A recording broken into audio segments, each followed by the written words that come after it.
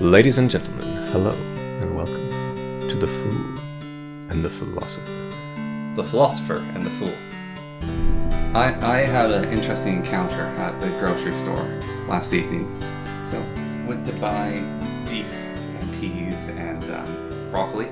I was running low on that, so I just went to buy a bunch. But as I was walking to the store, a girl probably around my age was there with her mother. And she turned and smiled at me, and then walked into the store. And then as I was walking, I just kind of broke down laughing.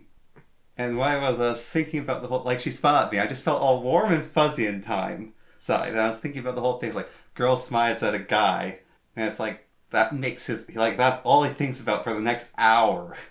And she's just like, oh, there's a person, I'll smile at him, and then keeps walking off. Well, who knows? Maybe she was like, a clown!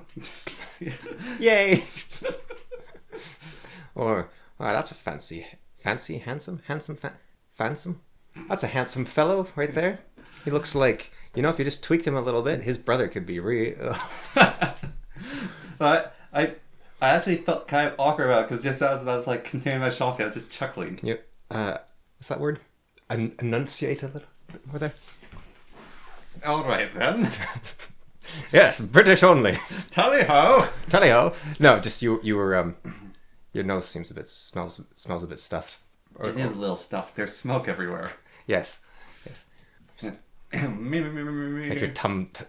Oh, great. Can you ask me to enunciate clearer, because I need it to. Enunciate clearer, boy. Thank you, sir. Yeah. I will do my best. The tip of the tongue, the teeth, the lips. If it were done when 'tis done, then 'twere well to run quickly. If the assassination can trammel up the consequence and catch with his surcease success, that but this blow be the be-all and end-all here. But here, upon this bank and shoal of time, we'd skip the life to come. Okay, Hamlet. But, no. Macbeth. That's one of them. Yeah.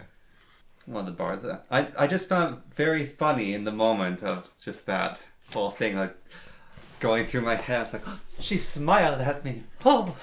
Yeah, no, remember when we found that body in the woods? And, the look you're giving me? Nope. Well, she wasn't dead. Nope. We were walking in the woods, and we stumbled across a old woman who just passed out in the middle of the woods. Oh, yes. And I went over to help her, and you ran away. Yes. Yeah. I do remember that now. We were downtown. And abandoned me to deal with the crazy old woman who said, my sons will come after you and kill you, and that sort of thing. Yeah, fair enough. I mean, you've made the smartest call there, probably. Yes. But she said to me, I think you were still there, but she said, are you gay? And I was like, what? Are you gay? No. You're far too pretty not to be gay. It's like, well, thank you. Yeah, I do remember that now. Yes, I did run away. Yes. I bravely ran away. But that's always stuck with me. Just this nice moment of... A crazy old lady. Yeah, calling me too pretty to not be gay. Yeah. Yeah, no, the little compliments, they really stick with you. Yeah. I had a guy wink at me when I was in university. Why are you gay? And then that other guy said I was a great kisser, but no. Yeah, no, there was another compliment I had, I think. I've had 3. I can't remember. So I guess they don't stick with you forever. But yeah, no, it's a nice feeling. Mm-hmm. And then there's the people that complain about getting complimented so much. Yeah. And I wonder, should you be grateful for what you have, right? Grateful for what you get. Like, you get complimented all the time. Oh no, how horrible. Or do you think there's a legitimate concern there, a legitimate complaint to anything in excess is overwhelming? And, this is something I see all the time, right? This happens a lot with, only women, I think. But I speak for yourself. So there is the Code Beauty YouTube channel, not to name names, but she teaches coding tutorials, like C+ and C# and that sort of thing. Yeah. She's a Bosnian or Herzegovinian YouTuber. All right. Who teaches coding. Anyways, she got to 100,000 subscribers a year or so ago. And what her community post appeared in my community post section. Yeah. As random YouTubers sometimes do. And it said, I've got 100,000 subscribers now for my coding videos, and I am very proud to have made it this far on my intelligence and my coding knowledge, because people always said I should start a beauty channel. And it's, oh, wow, you're such a great person. Wow, I was so beautiful. I could have gone to 100,000 for my beauty, but instead I got there with my brains. My life is so hard. I showed them. Like, do you see that? Like, where women say, I wish people would respect me for my brains instead of my beauty. And it's, oh, wow, okay, you have both, huh? You're not happy with one? I don't have either. Why aren't you happy with one? Like, seriously. Seriously, though, you should, if people love you for your beauty, I think, and they say it's not me, I guess. Is, yeah, I think something I think that a lot of women are probably aware of is beauty fades, and so you don't want to bank everything you have into Right. beauty, and so it feels like a temporary thing. I think for a lot of them. Also, you want to, like, you want to start investing in something else. Yeah, you want your merit to be beyond something. I mean, you can put work into beauty, and you can definitely like be more beautiful through work.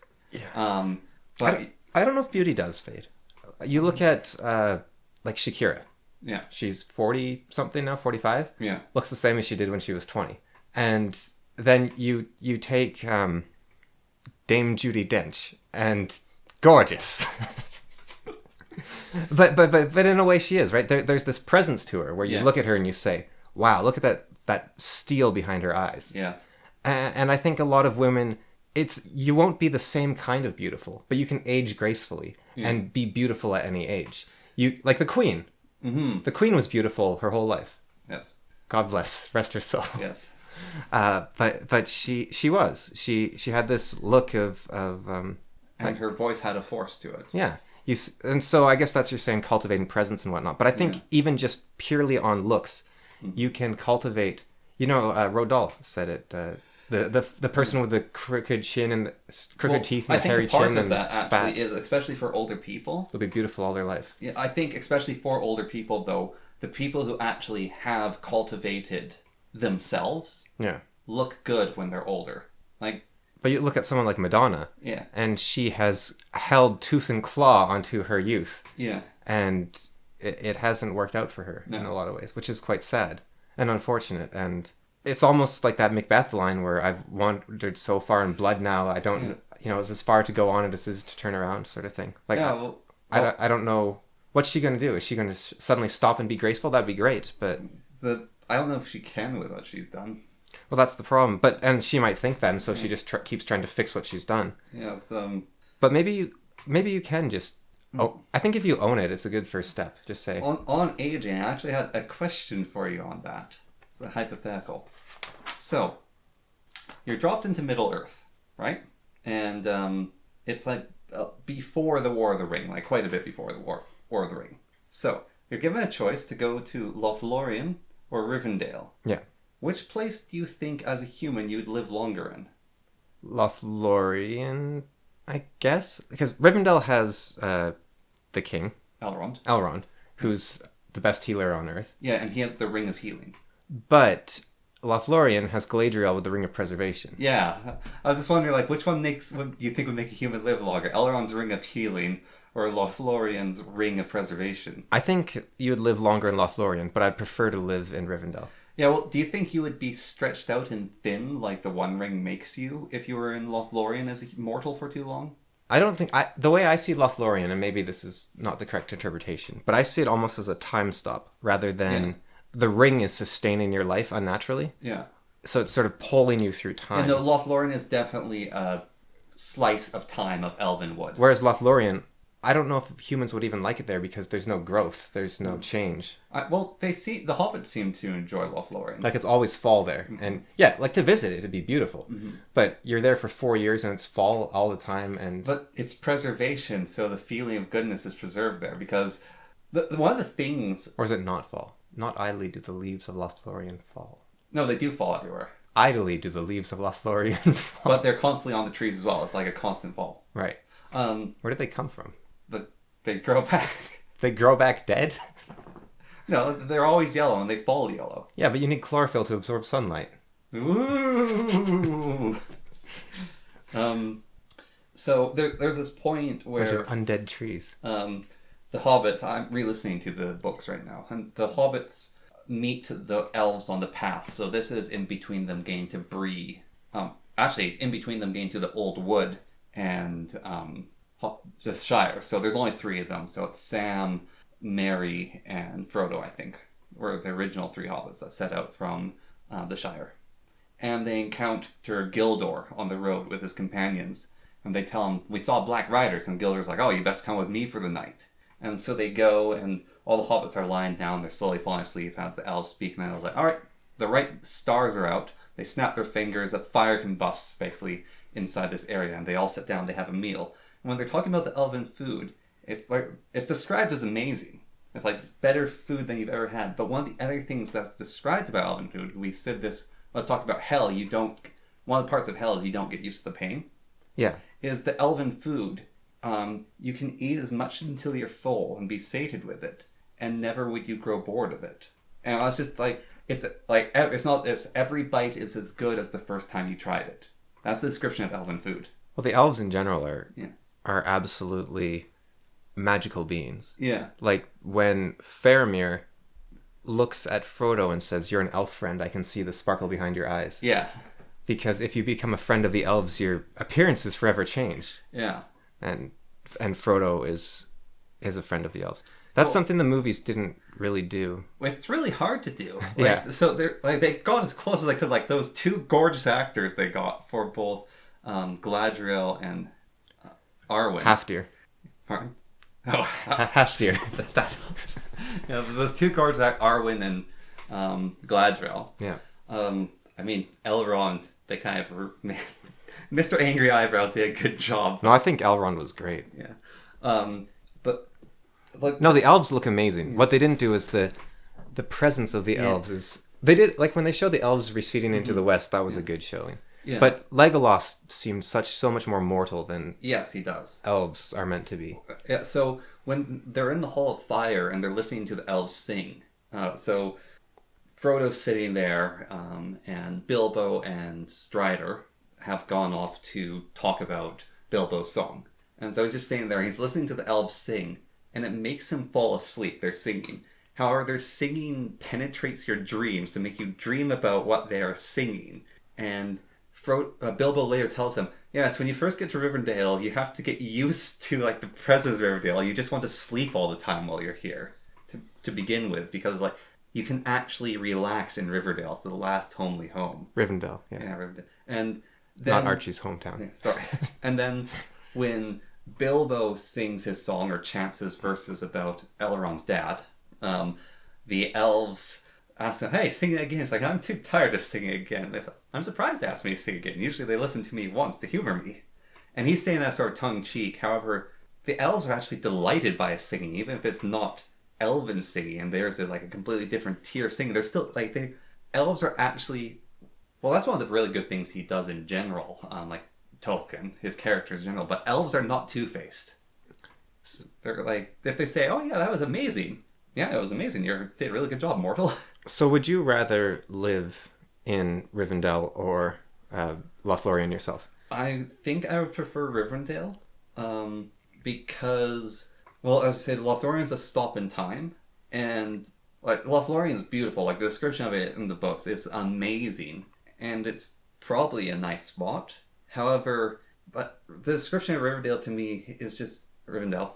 It's just like you can explore the halls and always discover a new room, and never will you grow tired of song or drink or food while you're there. And there are many things to do, such as come up with poetry or sing or just sit beside the fire and think, and all such things are good. You know what your description sounds like? It sounds like the Gnostic trap that the demiurges forged for humanity to keep them bound in hell, where hedonism enslaves humans to never want to ascend to heaven. Well, what's interesting, though, is it's a home of the elves, and elves live forever, and they don't go to heaven. Elves are servants of the demiurges. Well, elves don't go to heaven, but they live forever. And most humans... I feel like a human actually would grow restless in either place, even though their powers would probably make it a really slow time. Yeah, maybe a hobbit wouldn't. Yeah, a hobbit wouldn't. But I think a human would enjoy it. Like, even Aragorn enjoys it. But Aragorn, actually, that's interesting. So, he lived... Enunciating. He lived in Lothlorien for a time, and he also lived in Rivendell. And... he constantly left them, even though he'd like to stay there, because he had a duty. He had to be a ranger. He had to go and protect the Shire, the Northlands. He had to hunt for Gollum. He had to constantly fight Sauron. And the elves, oh, Elrond would, but the other elves wouldn't have judged him for just staying there. They were, yeah, that's totally fair. Why I said Elrond would is like, you cannot marry my daughter unless you become both the king of the White Tower and this thing, and you do this and this and this. Did he actually say that? He actually did say you can. That was what Beren had happened to him, Yep. wasn't it? Yeah, and Beren was. Didn't Manwë do that to? Elro here? No, Manwë did that. Like not Tolkien's Manwë, but Math. Oh. Math the wizard. Yeah. He did that to Duradubni or to Finn McCool or Wait. something like that. Is Manwë Math? Yeah. I think they're the Well, same. that makes sense. I think they're the same person. Yeah. Yeah. I think some of the legends call him Manwë or something like that. Yeah. Does it? So Manwë's son is Light. Lu, sorry. Yeah. So Lu, the god of light. Yeah. And in Lord of the Rings, Manwë likes Gandalf. What's his deal? Gandalf? I'm wondering. Like you said, it makes sense. I'm curious. Is there like a connection, or just in general that he took from mythology? It makes sense just in general. Yeah. So, but Beren for Luthien, he was told by the king of the elves. So it's not a king of the elves. It was the king of the elves of Middle Earth. You have to get a Cimmerel to marry her. That's the gift. So you give me a Cimmerel, and then you can marry my daughter. All the Cimmerels were on Morgoth's crown. Yeah. So he went and did the impossible task. Yeah, Math made the guy get the scissors and comb from the boar. And then Aragorn's task was he had to be king of Minas Tirith and Minas Morgul to marry Arwen. Wow. And he went and did that. I think the guy he has also had to kill the Troll King or something like that in the... He probably succeeded. They usually, if you're given impossible tasks in mythology, you usually succeed. It's just if it was Duradubni, then the boar killed him, I guess. Well, no, he was killed by a boar later. Yeah. It wasn't the boar with scissors that killed him. It was a man turned into a boar who had died. Right. No, it was the Troll King who gave the quest because he needed scissors that could cut his beard. Ah. So it's the Troll King. It wasn't Math who did it in this case. Yeah. Okay. Yeah. But, yeah, so I was thinking, so in Rivendell, you can hang out with Elrond. And Elrond seems like a pretty cool guy. He's learned in the ways of lore. And he's probably the most human elf outside of Mirkwood or something like that. If the movies did the Mirkwood elves justice, I don't know. They did not at all. I don't know if they were meant to be more mystical. Oh, I guess in the Hobbit animation, they're very mystical. The Mirkwood elves. Think about them in the Hobbit book. Have you read the Hobbit book? Ages and ages and ages ago. Yeah, Yeah. they I was were actually 6. Yeah, they were kind of human in the Hobbit book. But yeah. But in the animation, they're mystical. Like they're kind of see-through. I think even they have these robes of stars and stuff. So yeah, okay. So they're more like that. So Legolas is Legolas unusual elf though? He's a Mirkwood elf. Yeah, but I mean, is he a bit more human than? He is a dark elf, so he's a bit more human because he's a third or second generation. He was born in Middle Earth. Is Glorfindel a human elf? Because he died, so that makes him more human than a normal elf. I think Glorfindel is Glorfindel.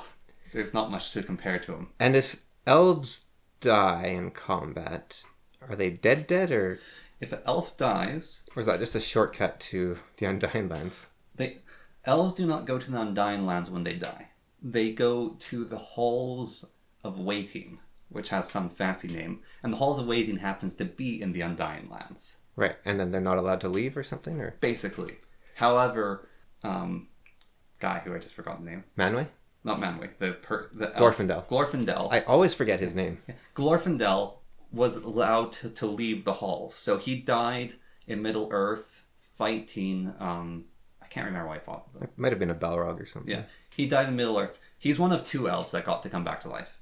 And Beren got to come back to life. But so he died in Middle Earth, and for being so awesome, he was allowed to leave the halls, and he could have stayed in the Undying Lands, but instead he headed back to Middle Earth again. And then the other elf who died was Finrod Felagin. Died Fighting Morgoth, right? fighting Sauron. Oh, Saruman. Sauron, not Sauron. Sauron. Right. So, yeah, when they're captured by Sauron and all of Baron's companions were Oh, getting he killed did the by the song. werewolves. He did the Yeah. rap battle. Yeah, so when all of his companions were getting killed by the werewolf, Finrod Felgen was killed by a werewolf as well. And then he came back to life in the Undying Lands and stayed there. So that was after the rap battle he died? Yes. Okay. Because he lost, didn't he? Yes, he did. He lost because he fell into a logical trap of Sauron's making, where he's like, oh yeah, well, elves are super cool, and we've done all this. Oh, you mean how you betrayed your kinsmen, and then you had to march across the sea. Ships and the white Yes. sails. The wolf howls, the raven wails. Oh, they did such a good job. Clamavi de Profundis. Yeah. It's such a good cover of that. Right. So then on Lothlorien's side, you can sniff Galadriel's hair all day. I guess that's the advantage there. You do not tire there, but you can rest. You do not feel weary. I bet that Galadriel's husband would love to have a friend. You could probably hang out with him all day in his man cave where he's like, I'm the king. My wife, she's the one that talks to everyone. She does all the planning. She has the magic ring. But I am the king. I am the king. She isn't the ruler. I am. You know, She is the lady of the Lord. I am the Lord. you just have to give him a few minutes a day of him ranting, and then he's just great to hang out with. He's an elf, though. He just needs to get it off his chest. He doesn't care. Do you think he doesn't care? No, he doesn't. He's an elf. And he's married to her. Yeah, but it doesn't, you know... No, he is married to Galadriel. Who made the rings? That was Sauron, I guess. Well, Sauron made the one, and the smith... Yeah, Celebrimbor. Yeah, Celebrimbor made the 3. Yeah, so Celebrimbor, he's like, okay, Elrond, you're the king, here you go. And then he goes, Gandalf, you're cool, here you go. No, he didn't give it to Gandalf. He goes, whoever he gave it Círdan. Oh, the shipwright. Yes. He says, hey, shipwright dude, you're cool, here you go. You're the most important elf for getting people home. And then he goes to Lothlorien and he's like, King, where's your wife? I'm going to give her this. Well, he goes to the 3 most important elf cities, gives 2 to the leaders and 1 to the leader's wife. Well, Círdan's really cool. So, Círdan lives on the Grey Havens, which is actually, you have to go through the Shire to get to them, which I always thought was kind of fun. But, so each ring actually, to a lesser extent, has the power that Galadriel's ring does, which is to make a place last. So, elves want to leave Middle-earth. They're called back to the Undying Lands, but the powers of Elrond, Galadriel, and Círdan can keep them there. However, Círdan and his elves are such a boat nerds that they don't need the ring to want to stay in the Havens because they just like their boats. So they gave Gandalf their ring. Yeah, and they gave him the Ring of Fire, the Ring of Bravery and Courage. Did he get that the first time he came there, or was that partway through his travels, or... He gave it away right away. And why Gandalf? Wasn't there 2 or 3 senior wizards? Because Gandalf was afraid. Oh, so he gave him a little... And then it turns out that Gandalf was never the wielder of the secret fire. The secret fire was in him all along. Yes. It's like Dumbo's magic feather. Yeah, except not at all. So... But actually, one of the things about the rings is any power you have, they make that power greater as well. So Elrond without the Ring of Healing is already a really good healer. So people are terrified of the One Ring, right? Yeah. And the second best smith on Middle-earth is Celebrimbor. And he made these 3 rings. Yeah. Gandalf, a powerful wizard, who's basically a demigod, or is a demigod, he's an angel, right? Yeah. An angel of fire with a ring of fire is able to light a pine cone on fire. Yeah. And they're afraid of the One Ring. It's like, oh no! This ring is slightly more powerful than the ring that lets you light pine cones on fire. So, And Gandalf did another... Gandalf did 2 spells in The Lord of the Rings. He also locks a door. he also called down lightning on the ring wraiths. Well, they saw fire in the distance. That was probably just big pine cones. And each pine cone he lit on fire exploded, instantly combusted wherever it hit. All right, so pine cones and locking doors. If you had a lighter and a key, you're a wizard in Middle-earth. Yeah. He also held his own in a staring match with Sauron for 3 days. Yes. Who's the elven king of Harper Sadly Sing? Gilgalad. Gilgalad. Yeah. Gilgalad. How he died is Sauron grabbed him, and that killed him because Sauron's hands are made of fire. Even though they're black like stone, they burn as hot as fire. And so he just grabbed Gilgalad and killed him. Mappo Runt, who does he follow around everywhere? Icarium. Icarium, right. So if Icarium fought an elf, could he kill the elf, do you think? Why? Because you... Well, because I'm thinking apparently elves are so fragile that a ring that's slightly better than lighting pine cones on fire can kill them. So if Acarium takes like 4 minutes to cut someone in half, Oh, I see. then do you think Acarium's weak and slowness is enough to defeat an elf's fragility? You know, the Witch King does quite a bit of magic. He opens a door. He also makes a sword explode and a staff. And, well, that's just a curse. Like, if you try to hurt him, he'll hurt you. It wasn't that. So when Bilbo crossed the ford, Frodo crossed the ford, he held up one of the blades of Westernoth, which is meant to be the Witch King's bane. Actually, one of those killed him. So he had one of the brands. Isn't Westernoth... Westernoth. But isn't that World of Warcraft? Yeah, you might notice they borrowed some stuff. Anyways, he held across up the burning brand, the dagger from the Barrow-wights, and he told the Witch King, go back to the shadows.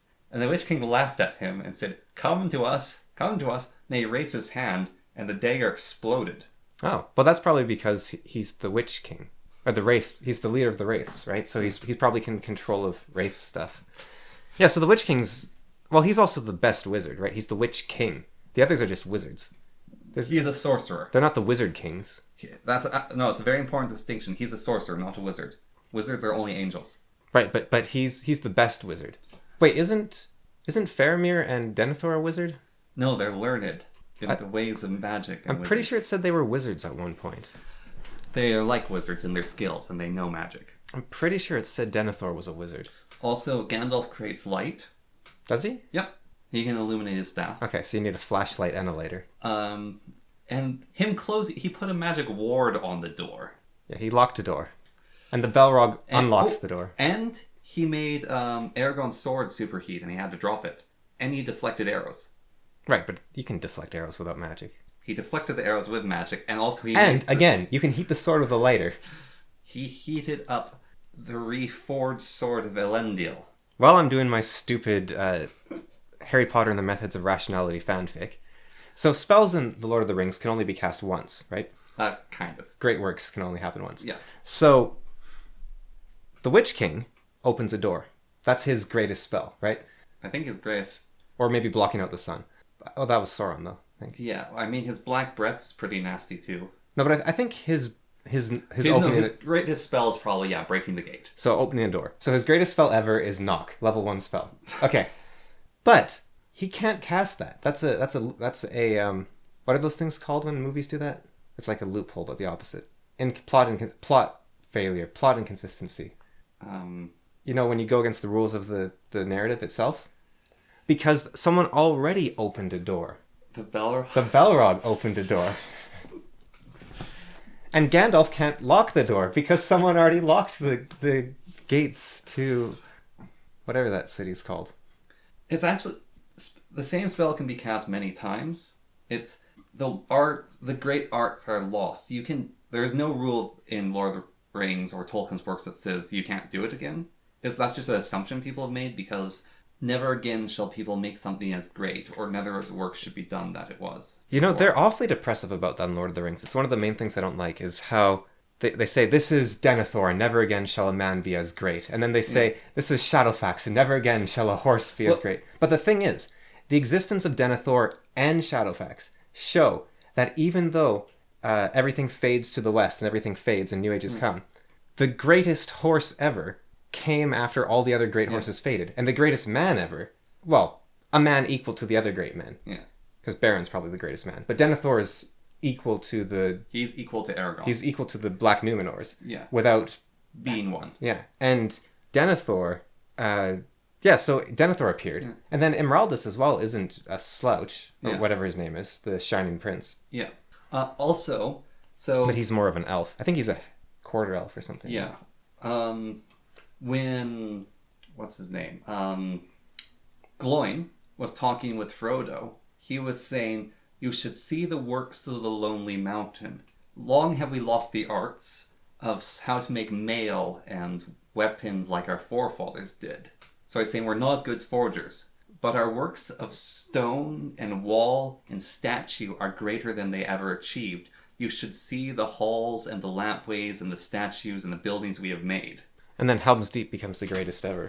Yeah, but like even then, so the dwarves have lost the art of metal making, like making mail shirts of old, but they can now do stone better. And so that gate, that door that the Witch King broke, was the only weakness of Minas Tirith, was its door.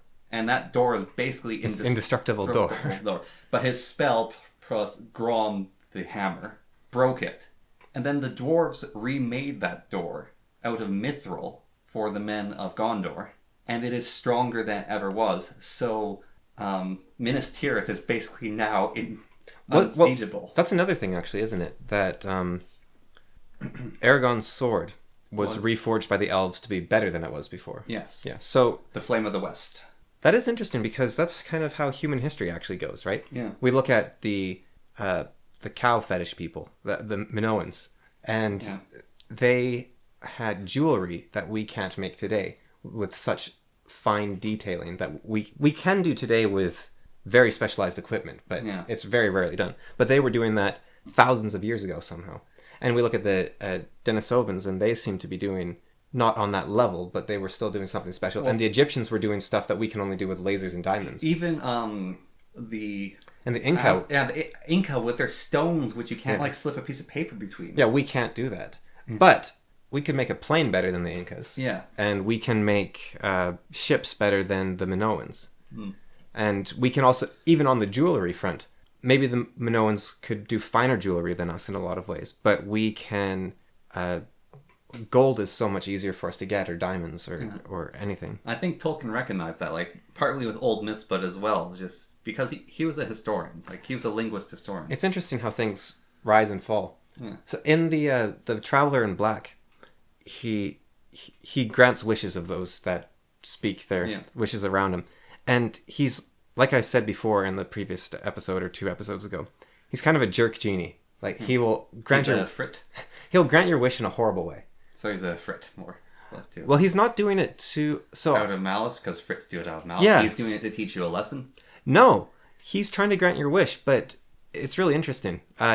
He can't undo any previous wish, and so since he's been around for infinite amounts of time, he is more and more limited by the outcomes of his wish. So in order to grant a wish, he has narrower and narrower paths through which he can actually grant the wish. And that's how he is enacting order on the world. Is once he's unable to do any wishes, the world is perfectly ordered, and therefore he has brought order from chaos. Yeah. So it's actually really interesting how he does that. And so they talk a lot about the paradox of sorcery in it, because sorcery is based on potential. But in order to have a result, you have to turn that potential into order. So sorcerers need chaos and simultaneously destroy it. Yeah. It's this ever... The order from chaos is weird, because in Lord of the Rings, that's sort of a theme that's there. But it's more of small things are greater than they seem. Like, that's a lot more as not all that is gold is glitter. Or sorry, not all that glitters is gold. Yeah. It's very that's very much a theme in Lord of the Rings. Like, who would have thought a hobbit could drop the ring into Mount Doom, and this traveler vagabond Strider is the king of men. And when you really think, like, they were so outnumbered. Like, they were not in a good spot. I didn't realize this. It's only until this reading that I realized it. So, after Sauron was defeated in the Last Alliance, Minas Tirith, they had different names, but Minas Tirith and Minas Morgul were built, and so was Osgiliath. So those were all built after the Last Alliance. And Osgiliath is the capital of Gondor. Yeah, they lost it. But, like, this was all built after Sauron was defeated. And then over time, basically just his leftover rabble slowly overwhelmed them. And then they're basically desperately holding on, barely surviving against him. And then he lets loose a massive attack on them. Loses his chief captain. Actually, 2 chief captains he had. And, but it's like, alright, we barely held on. We held him to the siege of Minas Tirith. And he still has so many soldiers just ready to pour into the Middle Earth. Yeah, it was... And in the notes that Tolkien wrote about, people asked, so what happened to the dwarves and what happened to the elves of Mirkwood? And so during the whole story of Lord of the Rings, what it's focused on, like, the dwarves of the Lonely Mountain are desperately fighting goblins who are attacking the Lonely Mountain. Dales, like, they're desperately trying to fight off these hordes. And the elves in Mirkwood are fighting giant spiders and orcs that are invading.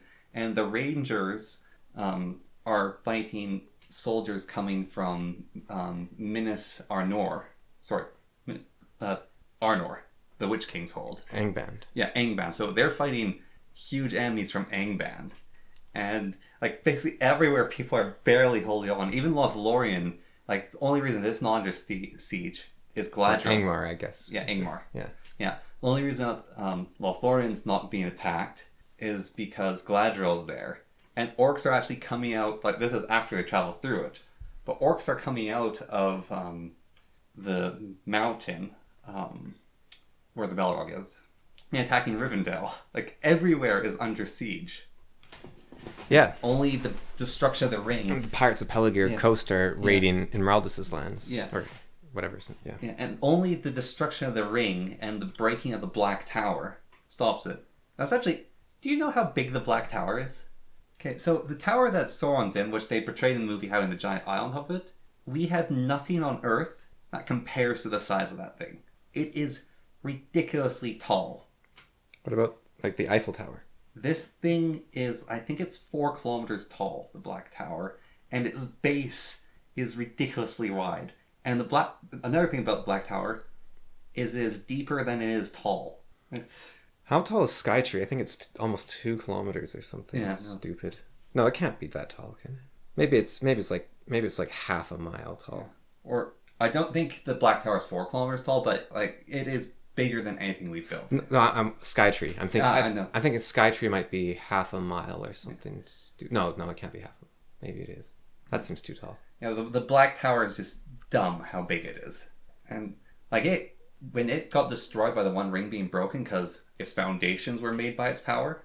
That's part of the reason why the Black Land fell to pieces. The tower collapsed. Why is the dimensions of the Black Tower known?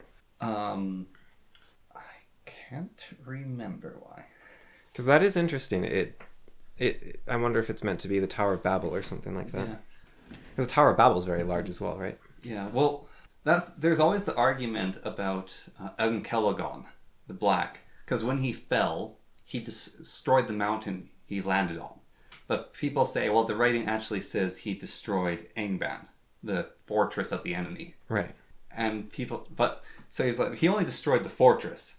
However, Angband so the mountains he fell on is 3 volcanoes.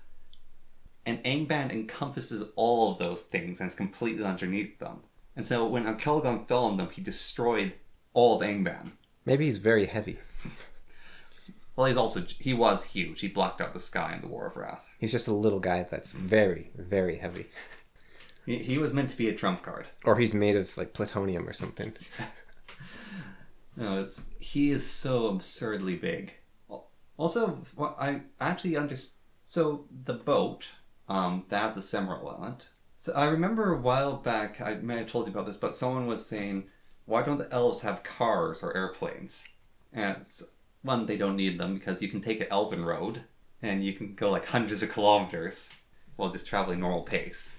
And also, that's not in their mindset. But so the boat he has is made out of mithril. It has swan wings on it. And it can fly from the Undying Lands to Middle Earth in less than a night and back. So why don't the elves have these things? Well, they can make them, so obviously they don't want it. Because they literally made a flying boat that can travel between the Undying Lands and Middle Earth and across them. This is related. The Amish have computers. Have I talked about this? Yeah. Yeah. And I think the elves are similar to the Amish. And that just because... So I'm just imagining elves now. Like, they still have the long golden hair, but they've got the black Amish beard, or like the chin beard. Just because you're able to do something or make a technology doesn't mean it will better your lives. Yeah. And so the Amish, they all vote on what technology they'll introduce into their community.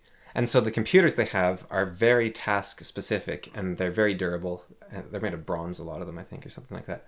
And they can only do one thing. Like, they can only receive faxes or send emails or stuff like that. Maybe do calculations to keep track of, like, have a spreadsheet to... Jebediah has built 27 farms this year. 27 farmhouses this year. have, all right, let's 16 cows. Yeah. compute that. Yeah, so they might have an Excel spreadsheet or something like that. I think they use walkie-talkies to communicate sometimes, but they have and it's different community to community, but all the elders get together and basically discuss and vote on, will we introduce this new technology, and in what form will we introduce it? And elves, I could see saying, we could make cars, we could make giant highways, we could make planes, but will that make our lives better? Yeah. And do we actually want to do this? And yeah, so well, I think that was kind of this. It's very possible to not do something you can do. That was very much the perspective of Sauron's mind turning to metal. Like he had the gunpowder under the gate and it exploded, and he had many machines in Orthanc. Yeah, he was showing what you could do. Yeah, it was like, he had ridiculous technology, and Gandalf said, "Bro, it sucks. I liked it better when you didn't have it all." I wonder if there seems to be a bit of a pastoralism in the Lord of the Rings, that movement. I think it was a little bit before Tolkien's time, but this movement back towards the simplicity of Shires. nature. Yeah. And the beauty and simplicity of... The Shire is literally named after shires. The farm and the wild and that sort of thing. I wonder if that just appears or if Tolkien actually did miss that. Because he writes about that his home became almost unrecognizable because they installed new things there and he really didn't like it. Well, I've noticed even around here, you see new roads get put in and new power lines get put in and new properties get divvied up and houses built, and it slowly vanishes. And you think... Well, even recently, so... everything you ever knew will eventually go away. You know the right-of-way along the power line next to our dad's house for the power line. They recently cut down all those trees. And they've done that once before, but they did it again, and it just looks devastated, the area. And when they cut down all the trees... this game too specific. Never mind. But it is interesting if you look at any road, any house, any whatever. There was once something else there. There was once trees there or a hill there that got bulldozed and pushed aside.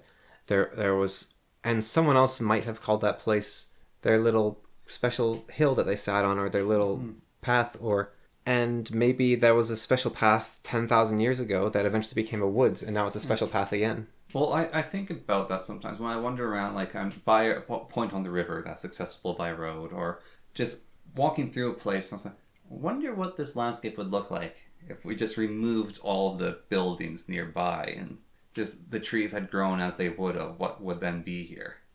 And none of that's even permanent. If there was no humans, it would still be constantly changing. Well, yeah, beavers, they change so much. If there was no life, it would still be constantly changing.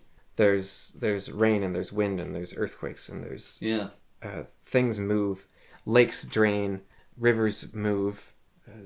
You see entire the what are they called in the States? They're called the scablands, where a giant deluge tore the land to pieces, and there's these funnels if you put a little stream in the mud and you see the water all run down, it's like that on the scale of kilometers, where waterfalls bigger than anything humanity has ever seen scoured away the bedrock even and just kept going. Well, and there's stuff like that all around the world.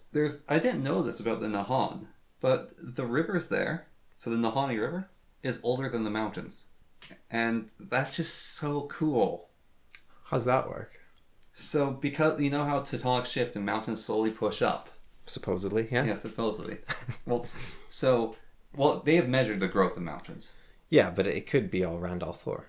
Okay. Or Sauron. Or Sauron, rather. Yeah. But anyways, so you can measure how old mountains are. Yeah.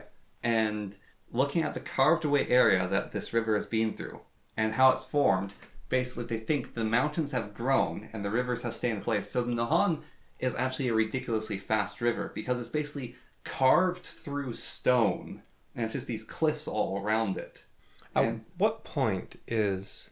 And so the river and the water flowing there and carving through that area has been there longer than the mountain peaks have been high. What is a river? It's kind of a human construct, isn't it? Because the shape of the river changes over time, right? And so we don't say that a river is the shape. And so we could say a river is a body of water. But that water moves. And so it's never the same body of water.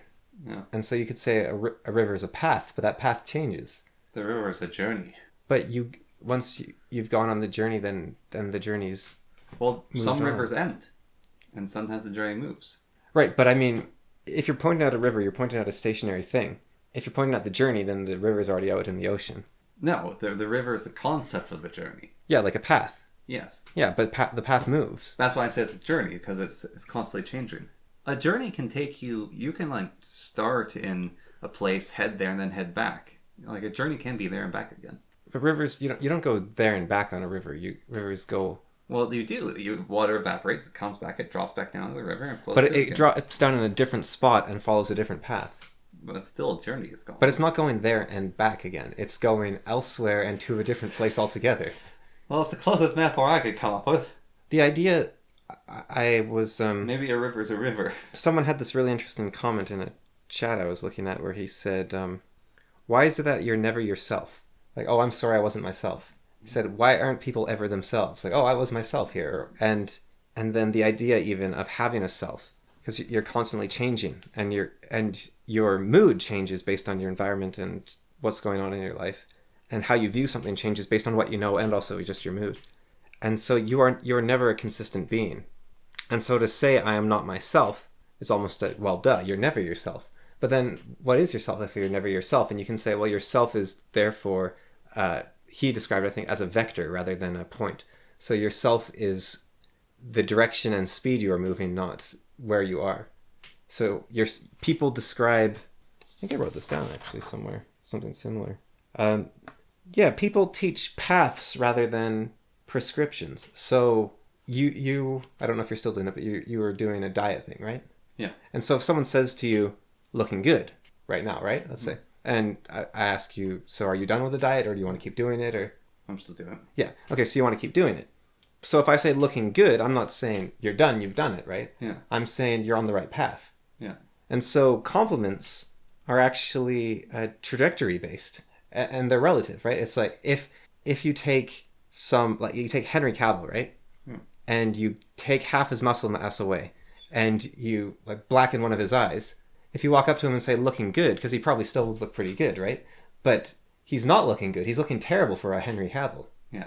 Because he looks very unhealthy and sickly. Because something happened to him, clearly. He got beat up or something. So compliments are based on what you are based on your previous state. Yeah. And there's that line that angels rejoice 10 times as much when a sinner repents than when a good man comes to heaven or something like that. Only 10?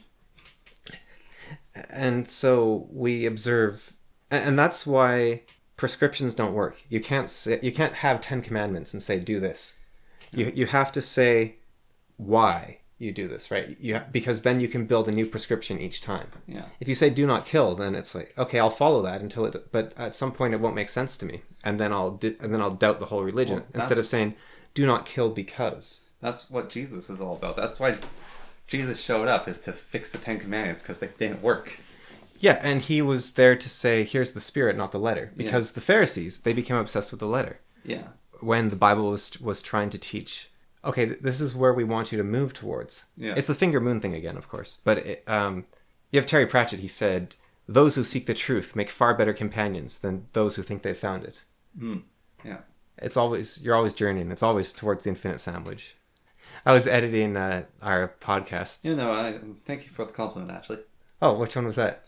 The on the thumbnail of the did guy you, in the light. Did you read all the descriptions I changed? Not all of them. You only had changed one at that point. Your sales going to correct the others, but I saw the date was different than what I had set to. I was like, what on earth is going on here? And how I actually... So this is the thing. So how I write the thumbnails each time is I go back to the previous video, grab that whole blurb, and copy and paste and then change it. And so when I went back to grab it, it's like, something's wrong here.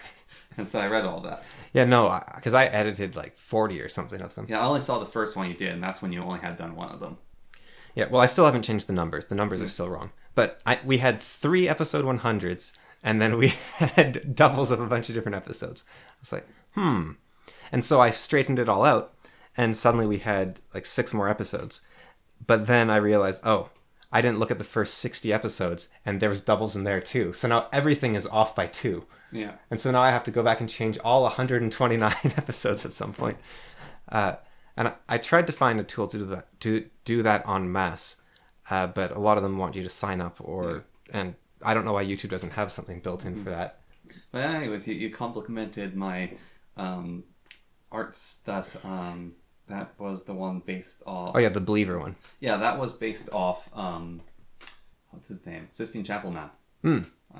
Michelangelo? Yeah, so it was Michelangelo and a man alone looking at a void. It's one of the things. And then I actually did...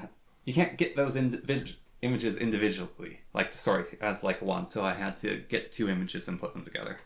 So one of the descriptions, or a lot of them, I think it was one of the descriptions you wrote anyways, what I'm getting at, was something like, it always comes back to the sandwich. It always comes back. That's the Philosopher and the Fool. It always comes back to the sandwich. I just noticed that compliments actually were a trajectory-based thing as well. Mm-hmm.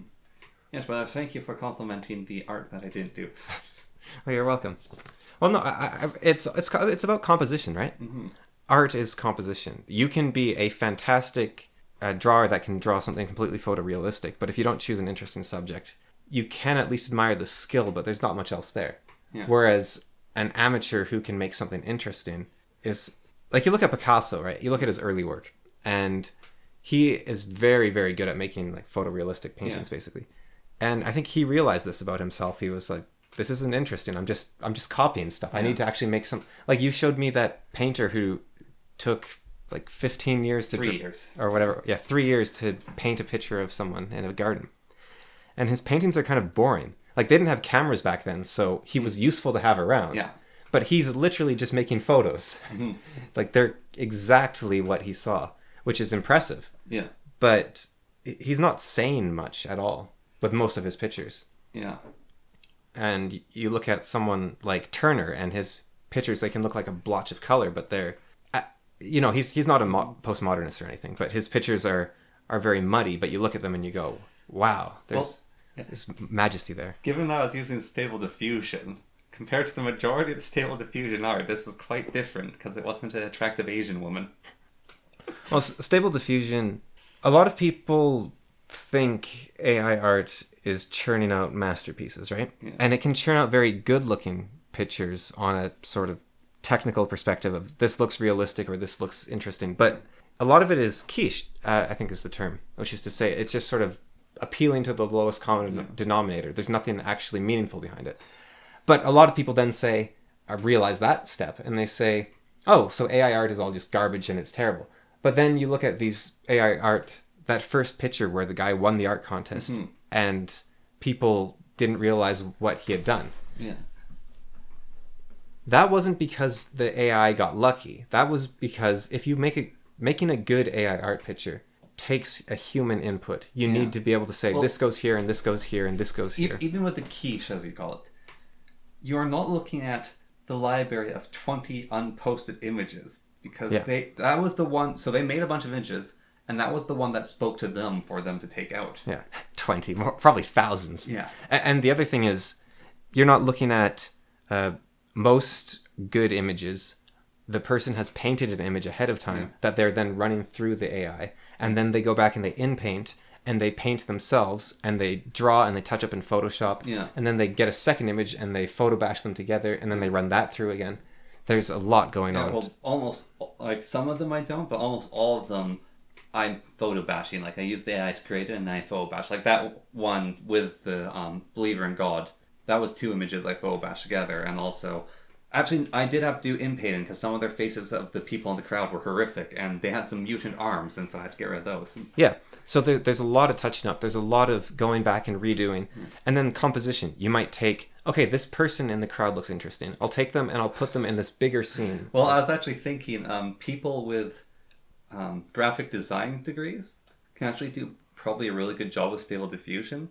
Because one of the biggest things in graphic design is knowing how to make colors put together. Like, this color looks good with this color, and this thing... Yeah, no, the skills are completely translatable. Yeah. I was trying to make a person stop looking weird, and I couldn't figure out why they looked weird.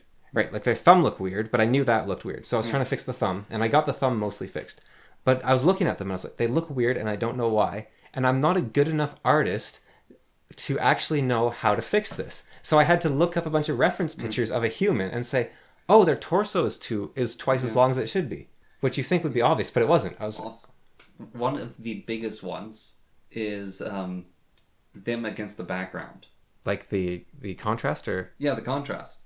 And like sometimes shadows are needed, sometimes they aren't. But like, what does it look like against the background? 'Cause one of the things I did recently, like the last one we did, was about the radioactive pigs. And so I made a forest, and then I made pictures of Chernobyl in ruins. And I put the Chernobyl ruins into the forest, so they're hidden in the background.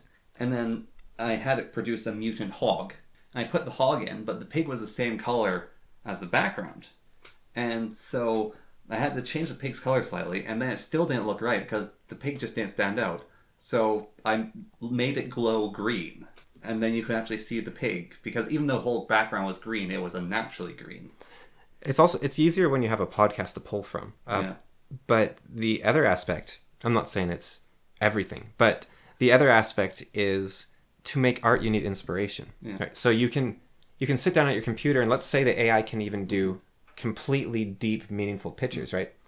But you still have to type in the prompt. Yeah. And the prompt has to be something. Well, so that's one of the things. So a lot of time when I was making... Because if you just type in pretty girl, then you're getting a picture that a million people have made. If you type in something like the man without pain standing before the crowds, something like that, then suddenly you have an image that means something. So a lot of the times when I did the podcast before, like basically every single image that I've made as a thumbnail for the podcast is I go back, and usually I've forgotten what the podcast is about. So I look at the title I leave, because the title is usually what I thought was the most important thing when I named it.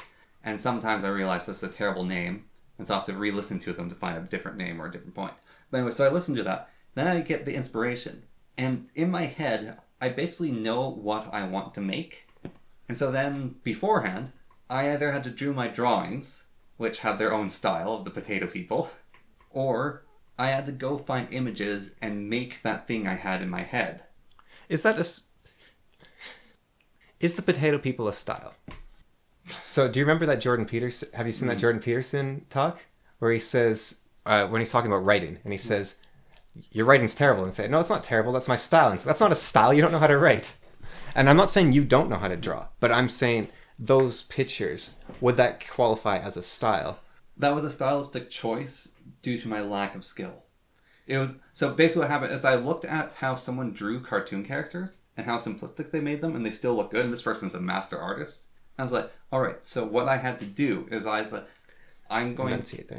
what I have to do is I have to come up with a style I can consistently do that will be able to convey what I want to convey, and it looks passable as an image. And you can see in the earlier ones I made that they didn't look as good, and they didn't have a consistent shape to them. But when I made them later, your head in those is thinner than mine. So my head is actually a sphere, and yours is an oblong circle. But then you decided this is what it's going to be like. Yeah, so that's what it's going to be like. And you have a chair always behind you, and I decided that chair is always going to be there. I think your first really good thumbnail was the Rogue one, where it has me in the artwork for Rogue. And I think that was episode 5, possibly. Yeah. Episode 4 was quite fun. It's not something that you look at and put on your wall. Yeah. Like the Rogue one, you could kind of put on your wall. But the number 4, it's a very interesting composition because it's my head floating through space, and there's a sponge. There's a sponge or something. Yeah. So it's a very because when I do the Golden Fool, I remaster the artwork, but episode 4 and beyond, I'm not sure if I will, because the compositions become so interesting. Yeah, but you can see with like 1, 2, and 3. Yeah. That was me trying to figure out basically what is the art style I'm going to do for these thumbnails.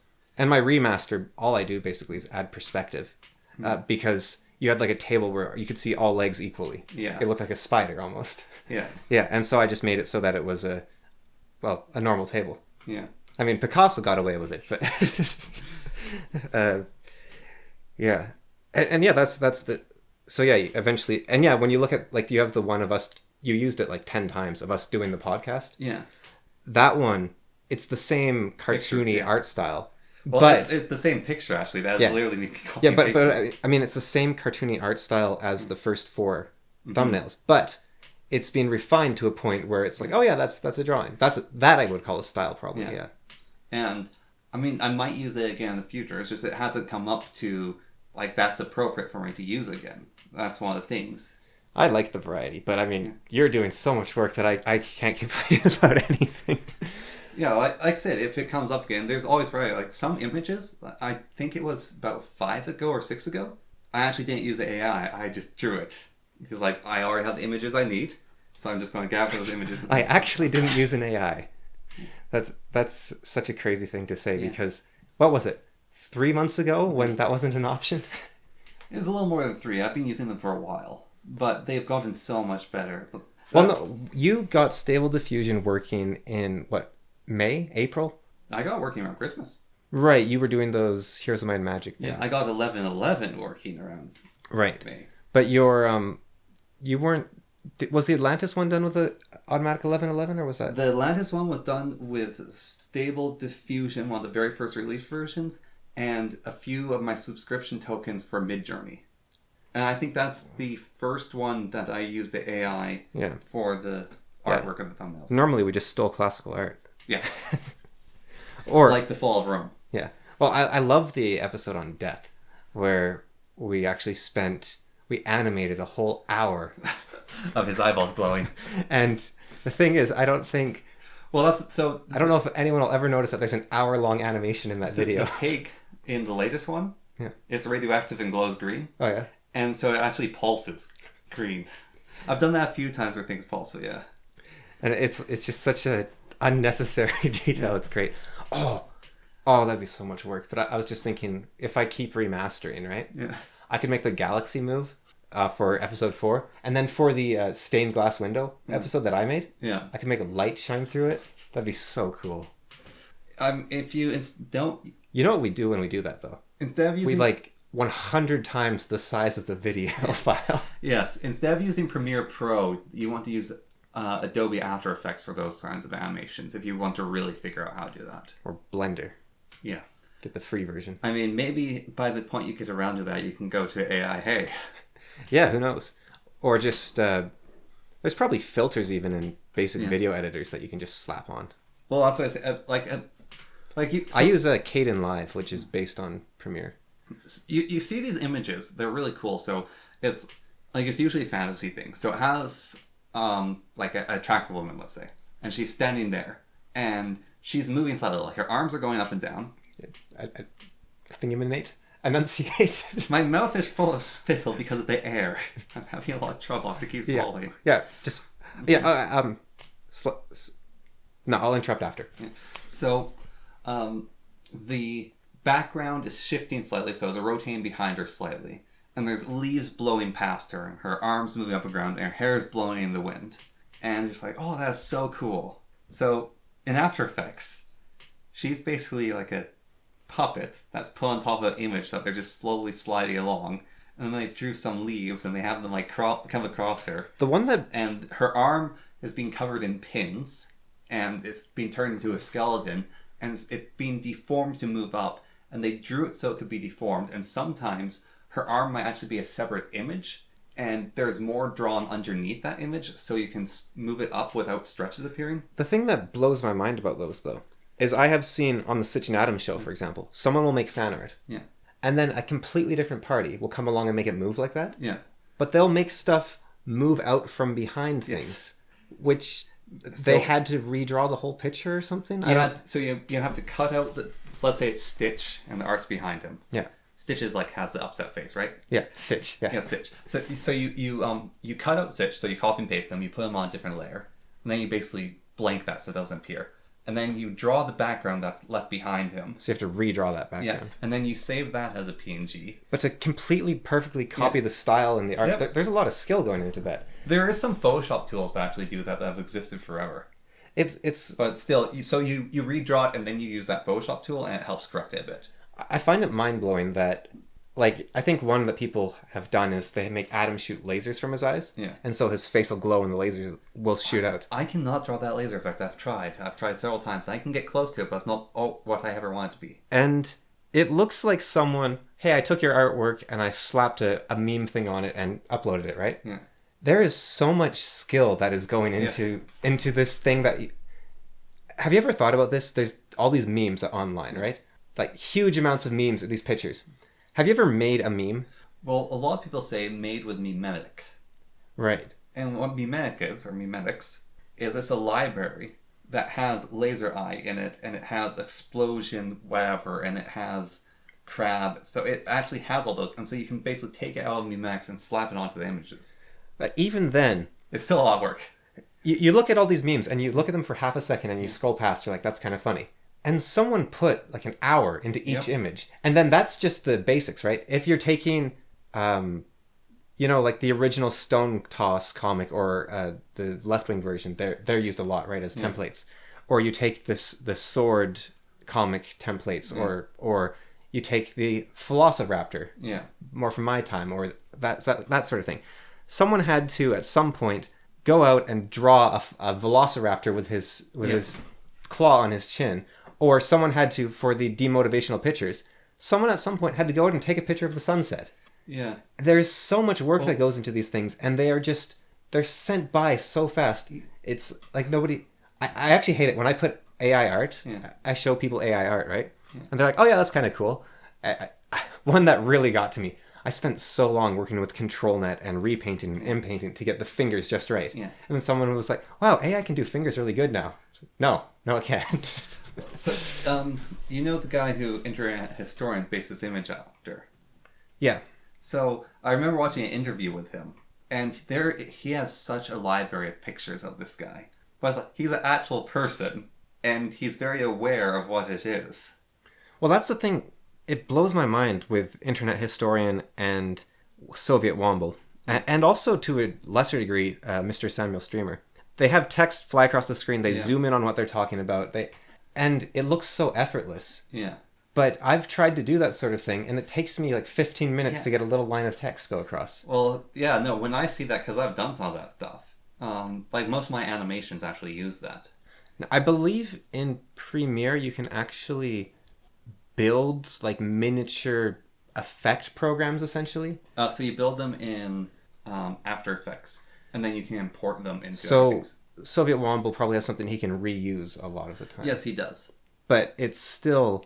A Soviet Womble is basically animating, so there's another layer of skill there. But even if you look at something like the Internet Historian, the sheer amount of animation layers he's playing around with, or his editors are playing around with, it's kind of mind-boggling how much work goes into making a little joke. Mm-hmm. And you get better as you get a better editor, and there's better software out there that makes it easier, but it's still crazy. Yeah, regarding the enunciation thing, I hope it's not too annoying to say. It's just try to like get you to, oh yeah, okay, I'll think about my tongue now. I won't stop thinking about my tongue. No, it's fine, but literally my mouth is filling. And if I start mumbling, you let me know too. Okay? Because, you have there is an excuse, right? Yeah. But it's sort of that there's no excuse for bad behavior. Yeah. Someone has to listen to this at some point. Yes. And they might not care. Oh well, if your voice is filling with smoke, that's okay, then I'll listen to this terrible thing. No, they're just going to turn away, right? People listen to us. Well, it's more the principle of the matter than an actual concern. But it's I think all your right. This is actually important. I think with everything you do, you should strive for excellence. You don't have to like push yourself to the point of pain, right? And at some point, perfectionism is a form of procrastination. I didn't say perfection. I said excellence. Yes, but at some point you just have to shove it out, even if it's terrible.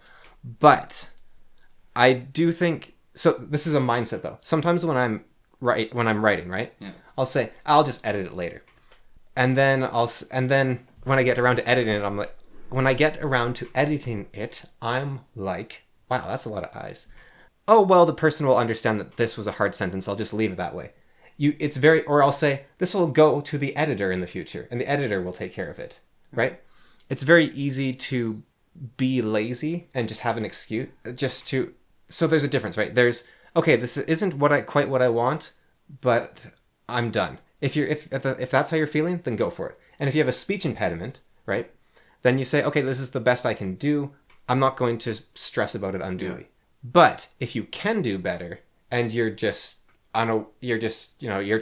like if I'm writing and I'm tired, I'll say, okay, I need to stop and write tomorrow when I can actually write properly or something like that.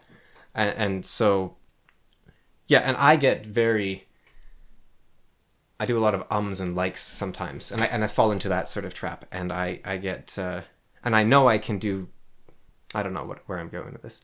Strive for excellence, like a wise man once said. Yes. Yes. And it's not even that, this turned into a lecture, it's not a lecture. It's not even that you're failing at anything, it's just a reminder of Yes. like, yeah. Hey! We're back. You were saying... Wow, that actually looks like a clap wave. They're almost identical. Oh, clap looks like a clap wave. Yes. Clap! Weird. Onomatopoeias are actually... Yes. Humans can speak sounds. Yeah, they can.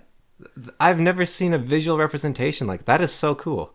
Well, good luck editing that if you want to keep this section. Just take a video, a screen capture of the sound waves at this point. Just put it in there for basically a listen-only podcast. Yeah. Just as an image inside. I actually did that once where we were talking about a graph, and I actually drew the graph and put it in.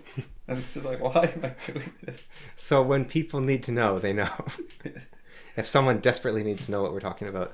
Well, I noticed the black hole episode, you didn't actually draw the graph I spent the whole episode talking about. Yeah. You drew a black hole. Yes. So I wonder how hard that was to follow. Well, it's an easy graph to look up. Right, so you're going to add to the striving for excellence. So you're talking about podcasters and the sucky on the straw thing. Yeah. So when they're like, oh, there's a helicopter overhead, or oh, there's this. Most of the people, it's a double-edged sword actually. So most of those people, for one, should know that their directional mic in their studio, or even their bedroom, is not going to pick up the helicopter.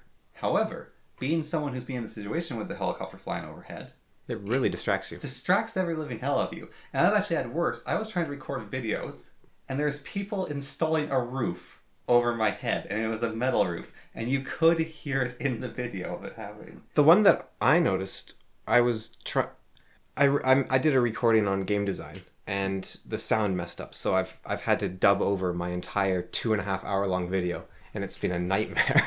But I've been dubbing over it, and the problem I've run into is I've got my voice injury.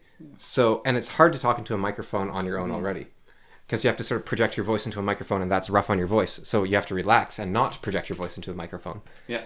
That takes a very long time to learn to do. Yeah, and the problem with that is, if anything, once you get into the flow, it's okay. You can be relaxed and you can be doing it. Yeah.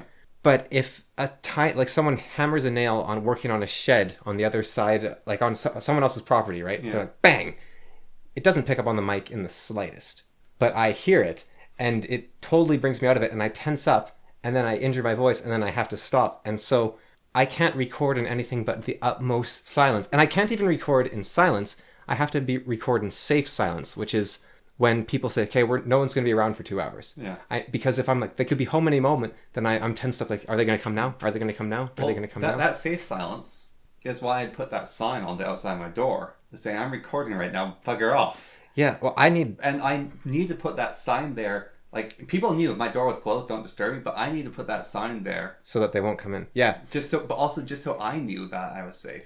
No, I think that's actually so I know those 2 glass doors at the front of where I live. Yeah. So that's my main door. And I moved my work desk so that it could be separate from my bedroom. Yeah. And so I have my gaming desk, which I do YouTube on, and I have a desk which I do my actual employment on.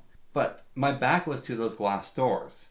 And it's like anyone could walk in and look at me, or people would walk up and like glance into that door. And I'm very used to seeing reflections in my glasses, and I'll look behind me if I see them, or if I see a shadow, because I'm very used to recognizing like a change in shadows, and that makes me look, or hearing a noise. And so I put paper over those 2 windows to completely block them off, so I can work and just relax, because like for a while we had people coming and going so often for our dad's house, and that might walk up on a deck or whatever, and I was just constantly like craning my neck to look over my shoulders, like, is someone coming up to the door? Come in? Is there a car driving up? Should I pay attention to this? It's just so bad for me. It's like, no, I need to block this. So yeah, 2 things on that. I noticed when I was doing my voice recordings, I have to close all my curtains. Yeah. Because if I see a car driving by or driving up, or I see a bird fly by or something, Yeah. it's like, no, it takes me out of it. So I have to close all the curtains. And then the second thing is with the writing, I've really noticed this, is with my writing. In the morning, just this morning, I had to be told a bunch of stuff that was going on throughout the day, but I was writing, and so someone came and knocked on my door and said, "Hey, we're doing this, this, and this," and I was, no, now I'm out of my flow. I need a do not disturb or something like that, or I just need to let them know that I write in the morning, which I will do. But it is interesting, the safe silence. I like that. That's a good term I coined. Good me. But no, it is interesting, this, and I think I have wondered. You can cultivate, what do you call it? You can play to your weaknesses, right? And you can cultivate an environment where you will never be called upon to rise to the challenge. But I think what will happen when you do that is you will become weaker and weaker in a sense, right? Like the smaller and smaller sounds will distract you. Yeah. And so I have wondered, I think there is a line, and there is things like, just because you should be strong doesn't mean you shouldn't soundproof your recording room to make it, there is lines, right? Like putting the paper on your windows. I think that seems reasonable to me. Yeah, well, also, in between my bedroom and my bathroom is a path that leads across that window. And so if I wake up late, I'm in my pajamas, my gut's hanging out, I'm like walking by, scratching my groin, and then like one of Dad's friends shows up and they just see me like to the bathroom. Yeah. Or I'm coming out of the shower, I have no clothes. Yeah, well, and, there's privacy reasons as well. Yeah, that's another big part of it. But even just a sort of security feeling, right? Yeah. There's that seems reasonable. But I was reading about this working technique where you work for 20 minutes and then you take a 5-minute break and then you work for 20 minutes. Hour break and then you do 20 minutes of work and then you take an hour break. And then you work for 20 minutes and you take a 5-minute break and then you work for 20 minutes and take a 5-minute break and then you work for 20 minutes and take a 5-minute break. And then you take a 15-minute break and then you repeat it, that sort of thing. Yeah. And I think what the guy said was the point of the exercise was just one thing for health, so that you're changing, you're not just constantly using your hands or your eyes or you're sitting or something like that. But the other reason was to train you to get used into falling into a state of being able to work. Yeah. So if something interrupts you, it doesn't destroy your rhythm. You're like, okay, this is my 5-minute break now. Yeah. And so he actually has a rule for interruptions. Like if you're interrupted, that is now your 5-minute break. And then so he has a bunch of stuff like that. And then you cannot start working until your next 20-minute work section begins. And so you have to choose if you are actually going to answer to that distraction or eliminate it. Yeah. So I guess that's part of the equation as well, as which distractions should you allow for and which distractions should you eliminate. Yeah. Well, even on the, this is a minor annoyance you can live with, or you can adjust things to your environment. So, as I said, the work desk I have, for the past, 4 months, I've been using a kitchen chair, and thus why I smell like cinnamon right now is that's not tenable. Right. To be sitting on a kitchen chair. So I actually... Because of tiger balm. Yes. Not because of kitchen-related accidents. Okay. No, I smell like cinnamon because I covered tiger balm. Yes, the context to the conversation that was not recorded. Well, for me as well. I was like, wait a minute, what? Yeah. So I have actually ordered a chair, which is going to replace my main computer chair. Then my main computer chair is going to be my work chair now. What kind of chair? Like an office chair? Mesh back office chair. Ooh, aren't those expensive? Yes. Like really expensive? Yes. Wow, nice. And it's mesh support as well in the seat. Yeah. And why I wanted one of those is every time I've gone to Staples and tried the different gaming chairs, office chairs, those are always the most comfortable. And I was like, I'm going to buy one. Now, this was 2 weeks ago. I was like, I'm going to buy one of those. And I went to Staples, and they didn't have a single one of those models for sale. And this is literally my experience with Staples for the past 2 years. Is they've had something in Staples in the past that's like, I will buy that eventually. I'm going to shop locally and get that. And now that I have money, whenever I go to Staples, they do not have that product anymore. And Staples just feels useless to me now as a store because they've slowly changed their market of what they carry. And they're slowly phasing out everything that is useful to me. Yeah. Sorry about that little rant. No, well, they're not a mom and pop shop anyways. They're a big brand. So you don't really have to worry about supporting local business there. Yeah. But yeah, no, I watched this video on racing back chairs, like gaming chairs versus office chairs. That was really interesting, where they showed so a lot of gaming chairs are designed like drag racing chairs or like F-150 type race car chairs. Yeah. So they look pretty cool, but they have these wings on them, right, around your shoulders. Yeah. Which means you actually restrict your range of motion, which means they can actually cause repetitive strain injuries. Yeah. And also because of their weird shape, you can't lean them back properly. So they actually restrict your range of motion of your hips and back as well. Yeah. And so what people have is, you're sitting on a kitchen chair, and then you get this restrictive chair that can cause all sorts of problems, but it actually has proper padding and adjustability, and you go, this thing's amazing, it's so much better. Yeah. But then if you instead, for an equal price, you look at an office chair, like a good office chair, then you would see that like anything's better. So even if you go for the racing chair, the gaming chair, don't feel bad because it's going to be better. But it's this change. But I like the mesh chairs myself there. And they're also cooler, which is good. The chair I'm working with right now... No, the mesh chairs are considered better for ergonomics by far. Yeah. The chair I'm currently working with now that isn't the kitchen chair, the office chair I have, is a 20-something-year-old grungy office chair that I think her dad took from an office that has about 3 pillows stacked on top of it, and all the pillows are all grungy and dying because I've been sitting on them for the past 5 years. No, I just use a wooden dining chair, and best chair I've ever had. Yeah, well, it has a pad on the butt. Nope. No? No, it's solid wood. No, I don't like padded chairs. Okay. No. My piles are padding enough. Yeah, my butt needs padding. I like my padding on my butt. No, I've got a big butt, and it takes care of it. Yeah. Women, right? They just smile at you and they make you think of Lord of the Rings. Have you noticed men will say something like, "Oh wow, it sucks to get complimented so much." Like they'll see or I don't know, they'll learn about why, like menstrual cramps or something, right? Like a bit more detail, and they'll be like, "Wow, that sounds awful," right? Yeah. And I have something to say that men suffer that women don't know about: testicular torsion. Yeah, well, this is where I'm getting at, sort of. You often see that men will learn like, oh, that's awful, that like these menstrual cramps or whatever, and you can't fix it with this, and you can't fix it with that. That sucks. And a reply I see. Now, I'm not saying this is the majority of women, but it's the majority of women who speak. Yeah. And they're all nattering, so it really is all. No, it's the vocal minority of women who are caring to shame men for this. What was it called? They always call the men in Asterix and Obelix the boorish... Chauvinists? Yeah. Fool and Philosopher, sponsored by chauvinism. So, a thing you'll see women say a lot of the time is, now you know how hard it is to be a woman. And I think there is, the sheer cheek of that statement, right? Yeah. It's very condescending and a superior sort of tone. And they also seem to revel in the history of their oppression. Like, oh, women couldn't do this back then. Women couldn't do that back then.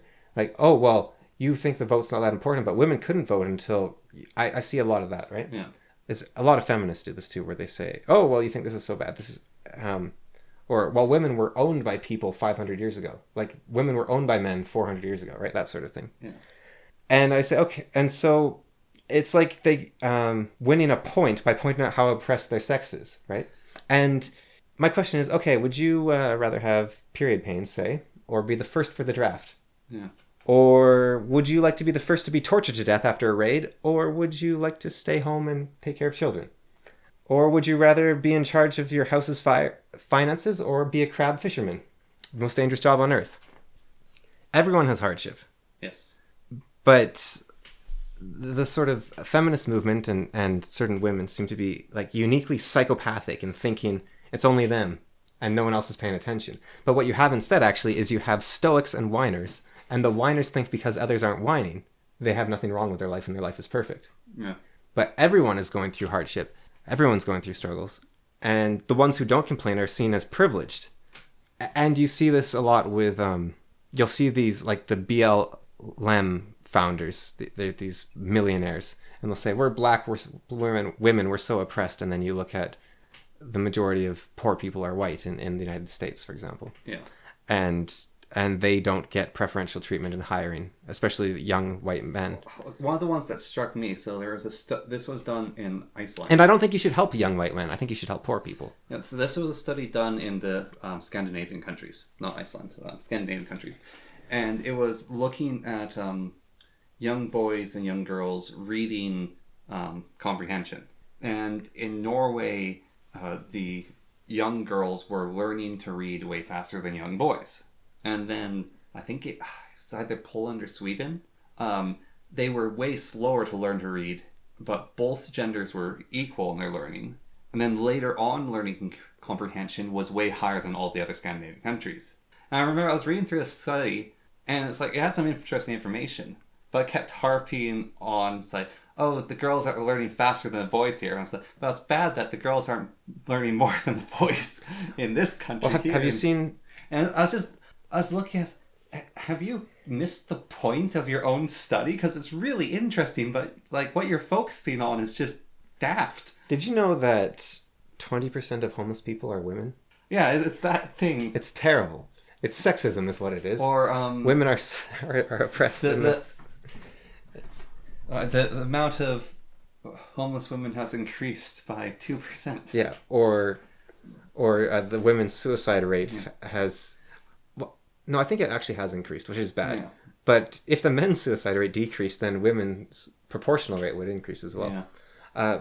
But it's this... And this is just an observation in general. It doesn't actually apply to men and women. It applies to whiners versus people who are just dealing with their problems and getting on with their life. And I could probably bring up my old favorite of personality disorders in there somewhere. Like narcissists, they're thinking, wow, everyone's life is so perfect because they're not complaining about it. But not just narcissism. You see a lot of, I've heard there's a lot of young girls who are depressed by social media because they see everyone having these great lives on it. You know, I sometimes I get into this mindset of like TikTok, wow, it's so annoying, or there's these, and I see a lot of people talk about this, right? TikTok, oh, there's these crazy people on TikTok, you have no attention span, that sort of thing, right? And then I see the older generations talk about YouTube, and YouTube is so much better than the news they listen to and watch on the radio. YouTube actually has real people talking about their lives, real experts talking about things, people that actually understand things. And there's infinite creativity on YouTube, right? And I think to myself, wow, it's lucky that I'm the right one. No, what I actually think is I shouldn't be so dismissive of TikTok because it's the exact same thing, right? TikTok is the amount you see these people, they use those camera scanning apps and whatnot to make artwork, or people make songs together on TikTok that are amazing. They harmonize with each other. They do all these editing. They do these clever collaborations. They create tutorials. Apparently Gen Z, your generation, uses TikTok more for looking up information than any other search engine. Just because it's not actually a pro TikTok thing necessarily. It's just everything else sucks so badly that people will be like, I need to find a restaurant near me. I'll go into TikTok because that's a better way to do it. Yeah, I can see it being better technology. And so... It's not because all other technology is being bastardized into uselessness. Yeah. And so I don't want to just dismiss TikTok outright. And even if the platform is unlikable, let's say. The Chinese spyware. That's true about every other platform, basically. Yeah. Unless it's like a non-federated thing, like Mastodon or Lemmy or something like that. But... I'm moving to Mastodon. Goodbye, Twitter. Why is Mastodon full of Nazis? No, I think Mastodon's actually full of commies. I think they all went to Mastodon. There was a lot of Nazis on Mastodon. Oh, I guess the commies ran to Mastodon and it was already full of Nazis. Yeah, no, that's actually what happened. What I was saying is a bunch of people left Twitter and they went to Mastodon. And it's like, wait, why is Mastodon full of Nazis? And why isn't anyone censoring them? Because you can't. Yeah. It's impossible. Everyone runs their own server. Yeah. You can kick people off your server, but that's it. Mm-hmm. And I think Reddit, if they had done that, that would have been a lot better, which is what Lemmy does. It's basically, you can kick people off your subreddit, which is in this case your Lemmy instance, but you can't actually kick them off the site. Yeah. And you can keep your user account between them, so even if you get banned from everywhere, you still have your account. Well, honestly, I think we should get rid of like all of those. But I think centralizing in general is bad. Yeah. Just go back to mini forums. Yeah, no, that's what I was saying, is forums are where it's at. Go back to the where everyone knows your name, cheers forum style places. And I think that's part of the reason why I have this sort of soft rule of not watching a YouTuber that has more than like 200,000 subscribers. Because after that point, they become so mainstream that I just can't stand them. And I can't watch YouTubers that cover the same type of subject matter as me. Do you get frustrated? Like, oh, I should be doing that, or oh no, I would do it differently, or do you get bored, or do you what's your probably part of it is jealousy. But even then, I don't want to be contaminated by them. That's another thing. And it literally holds, a lot of the time, it holds no interest to me. Because I'd rather figure out how to do what... Just because I'm making this garbage doesn't mean I want to watch it. To extent, yes. Hey, don't just say No. that about your stuff. No, it's not that at all. Like, part of it is jealousy. Part of it is I don't actually want to be contaminated by their style. But also, I think I find it far more interesting for me to make stuff like that than to watch it. And so I'm going to watch things that I hold interest in that I don't make. Now, if you look at like great game designers and whatnot, they tend to play a lot of games. Yes. Well, and like I do watch the best. Like I watch some of them. Like the people, Asian Half Square, I still watch some of his stuff every once in a while. Yeah, And Tex Conjure, I watch his stuff because it's beautiful. Captain Sparkles. I check some of his stuff But out. he's one of those very mainstream. I think what happens with mainstream is you can only stay in mainstream if you sand off all your edges. Yeah. You have to give up everything that makes you an interesting person to look at, and that's why now Captain Sparkles I think does a better job than most, but still he's very. This is the other thing. Yeah, I watch Killian and I watch some of Spiffing Brits, and Spiffing Brit is kind of mainstream, but Okay, let's see if this connects with you. yeah. There's a kind of YouTuber or streamer that what they do is they make videos, except they make content, and by like people talk about content and I don't like it, but in this case I think it's fair to say they're actually just making content. They're making stuff for the sake of people watching it, and they make it with other people. It's never their thing. It's them with the other guys that do stuff together. So your Asmongold's, Penguins, or Moist Charlie, whatever his name is, Moist Critical, PewDiePie, all these people that do collaborations and just it's this weird network of people that are friends because they're all famous together. Yeah. And they do the famous stuff together, and then people watch almost for the. You know what it's like? It's like people watching a TV show for a crossover event. And that's the reason they're watching. They're like, I want to see this personality interact with this personality. Yeah. But all the personalities are so homogenized, you're not even seeing that, really. Which, is that like a lack of self-awareness? Like that darn Kitty's show, right? Like she has 500 subscribers, right? But there's like 6 different... I plead the fifth. There's like 6 different YouTubers, essentially tiny YouTubers, or not all of them are tiny even, but I plead the fifth. and then they all know about that darn Kitty because of Such an Adams Show, because she's one of their like moderators, and I plead the fifth. it's just this great big messy See, I don't mind nepotism all the way down. Part of it is I don't mind content for content's sake. Like that's what they're doing making content. With the case of That Dark Kitten, so a lot of the time the content for content's sake is so we're going to take Among Us. Yeah. We're going to play that, and it's going to be an interaction between us. And so that's content. Whereas Dark Kitten, she chooses a topic and covers that topic, and so it's your guys' different perspective talking about that. So slightly different because it's more of a discussion. And sometimes those people who you say they make content, sometimes they do something interesting. Like when the Yogscast had the Yogs Olympics, it was, all right, so all these people interact with each other. We're now going to make all these nerds do something physical, intensive. And that was actually like beyond just content. That was like a creative process and interesting. And you're assigned to do something. So there's a bunch of different points where it can intersect and mix. It's sort of these moments of living off former glory, isn't it? Or living off moments of glory where you have people like Ethan Klein, H3H3, where I don't know why people watch him, but apparently once upon a time, many moons ago, he did stuff that people liked occasionally. Yeah. Like he invented Vape Nation or something, I guess. And he won that lawsuit that allowed copyright to material to be used in creative processes transformation on YouTube. Yeah. And so at one point he was actually doing stuff, but now he just has a show where he like React. Every channel seems to become a React channel eventually, and it's kind of sad because that darn Kitty, most of what she does is React stuff actually. Hope she doesn't watch this show. So, there is a good way to do React content, and I think she does it. Yeah. There is 3 things that I've seen happen to YouTube channels and could have happened to mine. So one of them, I came across it recently.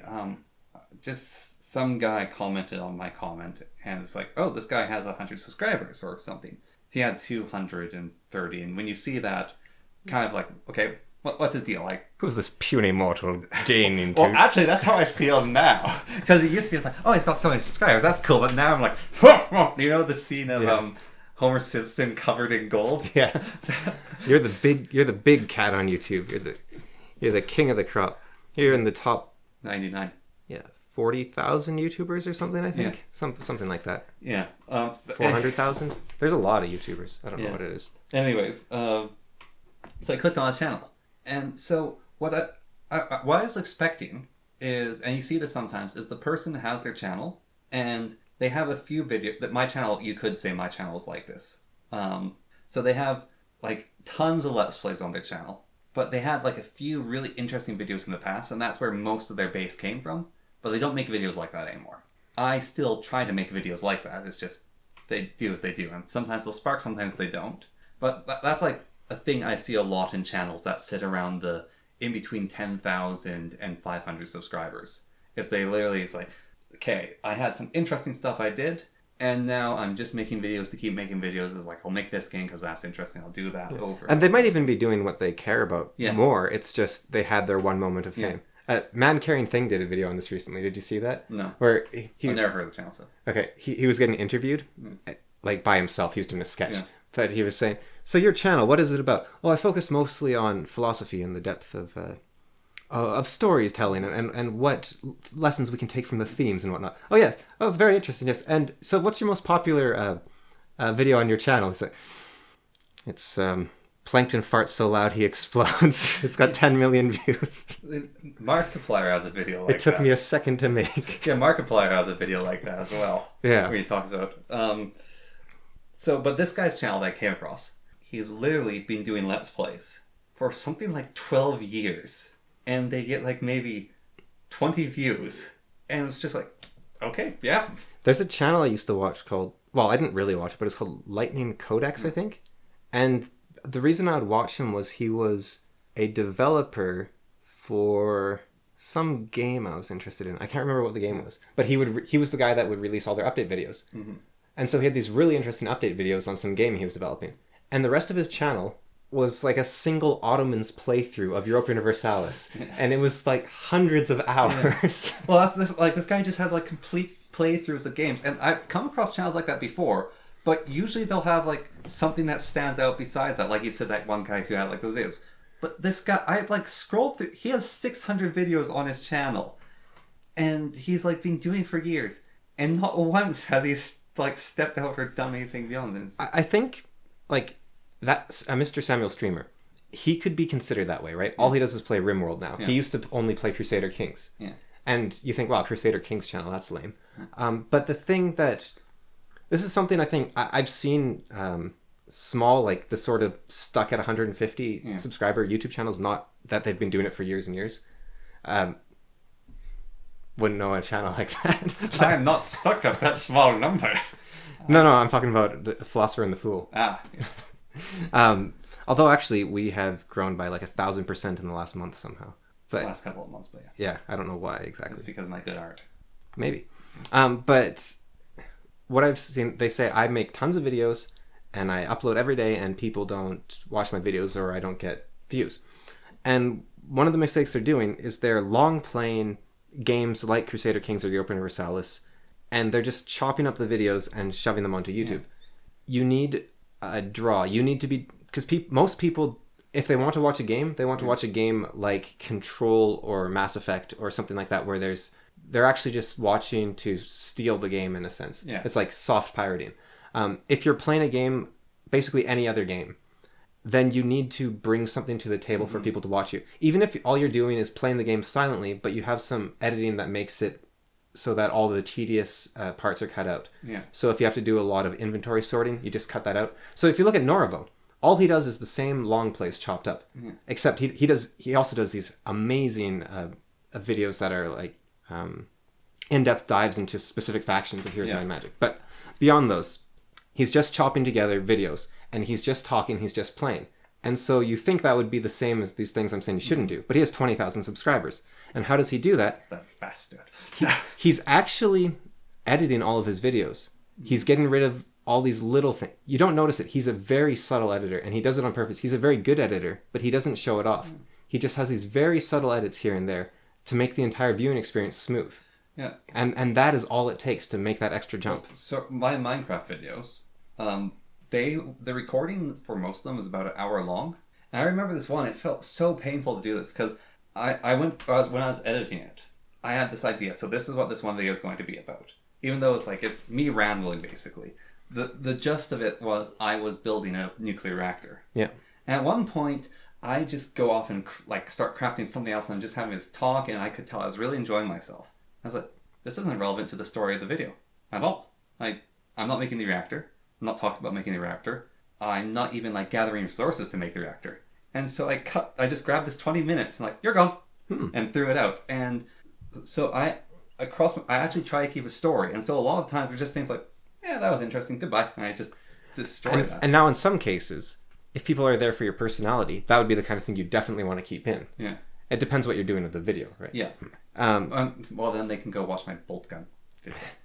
But sometimes you're there for the person's rambling. Yeah. You're there to see their personality, and sometimes you're there but I have tried to be the rambler, and what works better is the story. Like if Rycon Replays starts rambling, or whatever that channel is you showed me, the guy that does Cataclysm Dark Days Ahead. Yeah. Or if Krug Smash does rambling about their life.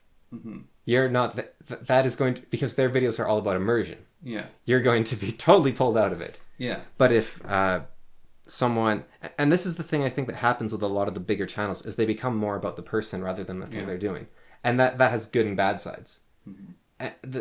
If they keep a very like PewDiePie actually sort of managed this, where he kept a very strong personality while being more about him, because what happens a lot of times, everyone gets sanitized into the sort of YouTube gray group of doing videos with other people. I've never actually really liked PewDiePie's videos, but I do appreciate that he was able to stay. He was able to keep an edge even as his channel got larger, and edgy is sort of looked at dismissively, but his channel got large enough, what are you going to do to him if he has an edge? He's the biggest channel. Yeah. Well, he could be made an example that YouTube will take down anyone, but maybe they couldn't afford to. Yeah. Well, so the one channel, though, so the one that stays forever, and we sort of talked about the other one, which is they had days of glory, and maybe they have glory every once in a while that pops up again. They sort of dance about. I guess that's sort of the space my channel's in. And then there's people. So there's this stream. I came across her videos, and she just did a bunch of different Minecraft videos. And then she did a live stream during lockdown of 100 days hardcore in Minecraft. And she edit slightly, and this was a trend at the time as well, these 100-day hardcores. And she got a ton of subscribers from it, and she did quite well from it. And I just oh, okay, that's interesting. And then I came across her channel again, and her whole old catalog was deleted. And it was just 100 days with this mod, 100 days this, 100 days part whatever. Just went for what worked. Yeah, so she hyper-focused into what worked. And there's a different channel I came across of this she made mod videos kind of similar to what I do of the mod guides. And she also made Let's Plays, something similar to what I did. And what she did is she took her old catalog and moved it to a new channel and left her mod guides on her old channel, and she kept putting them there. So she split her channel into two pieces and had them in two different parts. That could be handy, yeah. And unlike you and Direwolf, you just chuck everything in a hole. Yes. As for me, I'm getting through it slowly of just playing out these Let's Play series, and then I don't care how long it takes, but when I'm done with them, when I've had my fun with that, I'm going to switch to week uploading maybe once a week or once every 2 weeks, and I'm just going to leave it as is. But for a while, I very much considered of nuking my own channel and only leaving the mod guides. And there was probably a window of time, when I had my Bewitchment video and 2 other videos out that were all super popular, that if I completely switched to doing mod guides, then that probably could skyrocket the channel. When I was getting that trajectory. And I don't think that can happen anymore to it, just riding that. I mean, it might skyrocket randomly, who knows, but But I just noticed that like different channels, like they do these things and they swim out and change, and yeah, everyone turns into Reddit reactors. Well, if there's 1,000 things you can do, and you want to make things that people respond to more, then you will do the things among those 1,000 that people respond to more. Yeah. You see it a lot with ASMR videos that people do, where their most popular video, they'll always do a part 2. Yeah. That always gets like a quarter of the views. Because they're trying to claw back what they had. And it's funny because, let's say in the case of ASMR, you get better sound quality, you get a better camera, you're better at speaking, you have a quieter surrounding. Yeah. But there was a random confluence of elements in that first video, even to they accidentally tripped on the mic and it made this clattering sound that worked for people for some reason, because it was the rose with thorns. Yeah. Whereas your new video is almost too polished, or it just doesn't quite have that, because people need a little thing to hook onto. Yeah. Soils don't grow in stone, they grow in flowers don't grow in stone, they grow in dirt, right? You need a thing to snag on. And I wish that YouTube had, the playlists are the closest thing, but I wish you could subscribe to tags. Like if you subscribe to a person, you can subscribe to a tag. So I could subscribe to you, let's say, and set it to only show me Let's Plays or only show me mods or something like that. And or Mr. Samuel Streamer, he does Crusader Kings and RimWorld. And so if I could set it to only show me the RimWorld videos, don't show me the Crusader Kings. Because what I often do is just not subscribe to people because I only want to see the one kind of video. Yeah. And that's the advantage of splitting a channel into pieces. And you can even link channels under the same sort of banner, so that also works to an extent. But so Smosh, the original Smosh channel existed, and they did one of the first monetized channels, one of the biggest channels that YouTube had for a while. So they had Smosh games appear very quickly, and they had Smoshbit. And so Smosh Games is their gaming content, and that came from that the creators Ian and Anthony did a lot of game related stuff. So it's like, all right, we're going to have the gaming thing, and then they had Smoshpit, which was their sort of live videos of doing like live interactions with each other.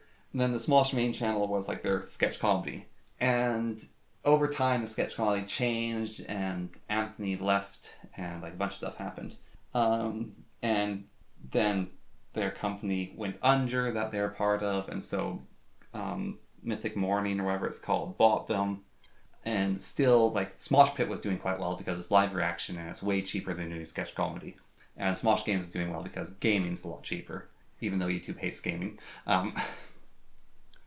And then Ian and Anthony bought Smosh back, and the two of them are doing sketch comedy again, and so now their channel's sketch comedy again, but they have the split into 3 things, and so you can see the content now of like which part you want, and they did that right from the beginning. That's worked quite well for them. But there is also that sort of, when they had the new actors come in and replace them, and it's like, I'm not here for a brand, I'm here for you two. Yeah. And look at the Yogs cast, right? Well, so that's the thing what's really nice is the first sketch that they did together is just them. Like it's they're doing Smosh again. Yeah, like it's them. And but someone in the comments said this video should be so cringe, but I'm just laughing the whole time, and they managed to pull it off. So if you look at the Yogs cast, right? Like now they've got this big company, they're quite successful, they're doing all these videos. Like you said, they're doing this Olympics thing. Well, they did that a while ago. Yeah. Okay. People are liking this. But imagine if they finally finished Shadow of Israfel. Yeah. Or they restarted the Yogpod. Mm-hmm. There would be this sort of return to form that people would celebrate, right? Yeah. And I don't know. Is that something? I'm kind of in two minds about it. If you split your channel apart, then you sort of create these things that you say, this isn't me. This is me live. Yeah. But on the other hand, you can also say this channel is everything that you want to come for. Yeah. And so that's why I'd like it if you could subscribe to tags, maybe, because then the channel would have everything the person had. Yeah. But then the tag would be like, this is the thing you're interested in. I would like if you could basically have like an overlord channel with channels within it. Like you kind of can. I know, but like you saw my Darn Kitty video, right? Yeah. I think I was on my Lady Cameron channel, which I made for June, and they are both the same channel, Lord and Lady Cameron. they're linked. It's not like how I'm linked to Philosopher and the Fool. They're actually, I can switch between them on the same account, sort of. Yeah, the Fool and Philosopher has accidental one of those. Yeah, Noxum Verde. Yeah. Yeah, so you can do those. Yeah, but what I'd really like is literally, like, I go to the Overlord channel. So let's say, like, I go to the Overlord of Yogscast, and, like, there is the channel button, but actually, like, Yogscast. And then it has, like, oh, here's Simon, here's Duncan, here's Games Night, here's the Civ channel. And it gives, like, a smattering of videos from those. And then I can just go to the specific one. And, like, the Overlord channel itself... Right, so from the creator's perspective, there is an Overlord channel. But from the viewer's perspective, you want that too. Yeah, I want from the viewers an Overlord channel. And, like, it doesn't have to... Like, each channel has their own subscribers. But then the Overlord channel, like, it doesn't combine them. But, like, each individual is like, all right, as a collective whole, like, this is this channel. Yeah. And it's not even, like, subscribers go up. It's just, like, you can be subscribed to the Overlord. Did you say subscribers go up? Yeah, it's not for the, ooh, I can have a bunch of channels and all these subscribers can combine it, so numbers go up and my head is happy. It's not for that. It's just, like, I can subscribe to the Overlord, or I can subscribe to the individual. Yeah. Yeah, if I'm there for everything, or if I'm there for this or that. Yeah. Well, YouTube used to have this great feature where you could create rule sets, and it would automatically update your playlists based on those rule sets. Well, they're old channels, like how you can make your own custom homepage. Like, there's little sections for different things as well on that. So I had a channel set up so that anything called The Philosopher and the Fool would go into a specific Philosopher and Fool playlist. And then all my weird stuff would go into Connor's weird stuff. Yeah. And then we also tried breaking the podcasts down into smaller chunks. Yeah. And that wouldn't get chucked onto the podcast list either. Yeah. But it got to the point where we couldn't sort it, and you had your own channel for weird stuff. And now I have to add everything manually to the playlist, and it's annoying. Yeah. Like, it's a bit of a headache. I think the podcast is a little bit better now that they've added podcasts. Yeah. It makes it a little bit easier to manage, but how you manage it is still, what you do is you add it to a playlist, and then you add the playlist to the podcast. Yeah. So it's still not great, but it is better. But I really miss that.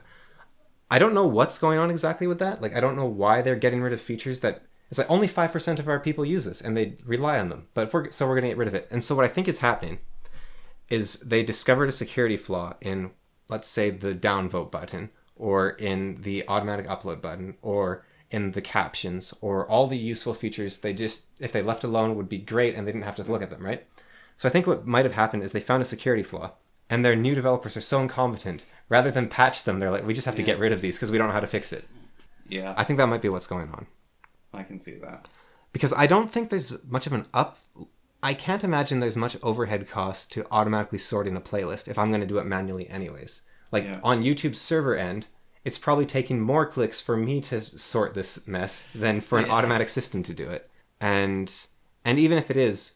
Well, it's like, what, a kilobyte of data to sort everything? I hope it's that and not what I heard someone else say, which is spite.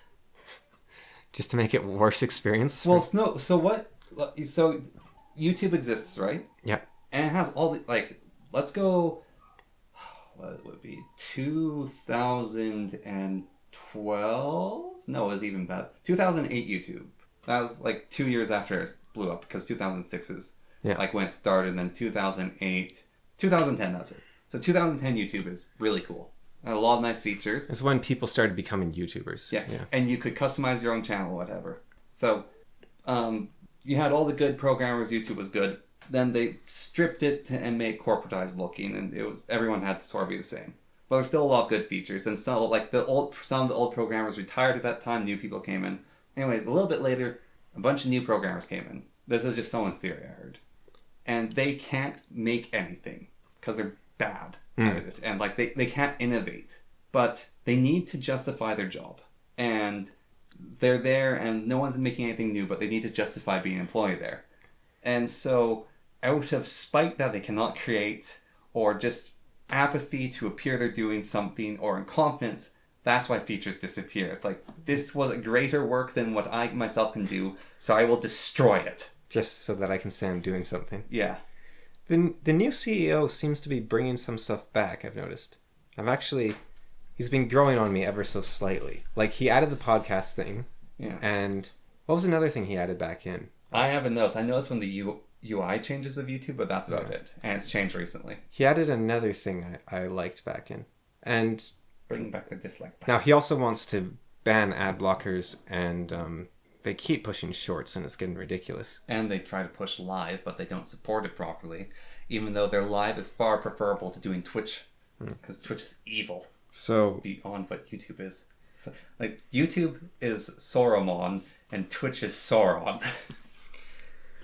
yeah, I Also, I'll work with the evil I know and not the one I don't. I find YouTube's live from a viewer perspective I can actually watch. Twitch seems to use a lot more resources. Yeah. So I have troubles actually watching Twitch. It's very laggy and artifacty. But yeah, I don't know about how they treat their people. Like, I've heard people complain a lot about Twitch getting rid of sponsors in video and whatnot, but from a perspective of a watcher, it's like, good, I don't want to see those. Now, obviously, I would want the creators I watch to actually be able to make a living. There's that. But from a selfish me perspective, I don't want to see all the ads. Of course, they have to get their money somehow. But this is interesting, actually. There's theories about ad blockers. I watched this video on why ad blockers were moral. And the guy talked about it. He brought up a bunch of points, which was the kind of person that is so angered by ads that they go out of their way to learn about ad blockers and use them will probably have a negative association with ads, which means a company doesn't want to pay for them to lose customer goodwill with the person. So even the companies would prefer people were using ad blockers. There are certain ads on YouTube, which if they come up and I see them, I literally click off the video. Well, this is another thing he said was, okay, so why are people... So you have all these reasons for, okay, ad blockers are preventing companies from spending, because companies only spend money if you're serving an ad. Ad blockers don't serve you an ad. So you're actually saving the company's money for the people that might be more likely to click the ad, right? Yeah. The other thing he said was, so you'll notice that a lot of Super Bowl ads have YouTube channels dedicated to them. You'll notice that people will search for these things, go out of their way to find them. People will make compilations of ads. So he said, so ads aren't the problem. People like looking at interesting ads. Yeah. But the problem is, people are making lazy, terrible ads that are so bad people would rather do anything else than watch them. So instead of banning ad blockers, you could say make better ads so that people want to get rid of their ad blockers. It's a service problem. Yeah, well, I don't...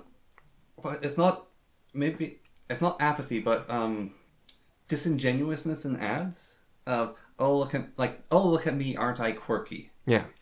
I hate that with such a burning passion. So there's this one ad. It's for the Google Pixel 6. So obviously the ad's working and making me remember it. However, what this ad's doing is I will never buy that product. If someone gifts this to me, I will give it away. So it's for Google Watch, and the guy's saying, like, I have so much free time now, even my assistant has an assistant now. Then it pans to his assistant, and he's working out, and she's holding two bobas, like cups of boba tea. And she's sucking from both of them. It's like, wait, is that my boba?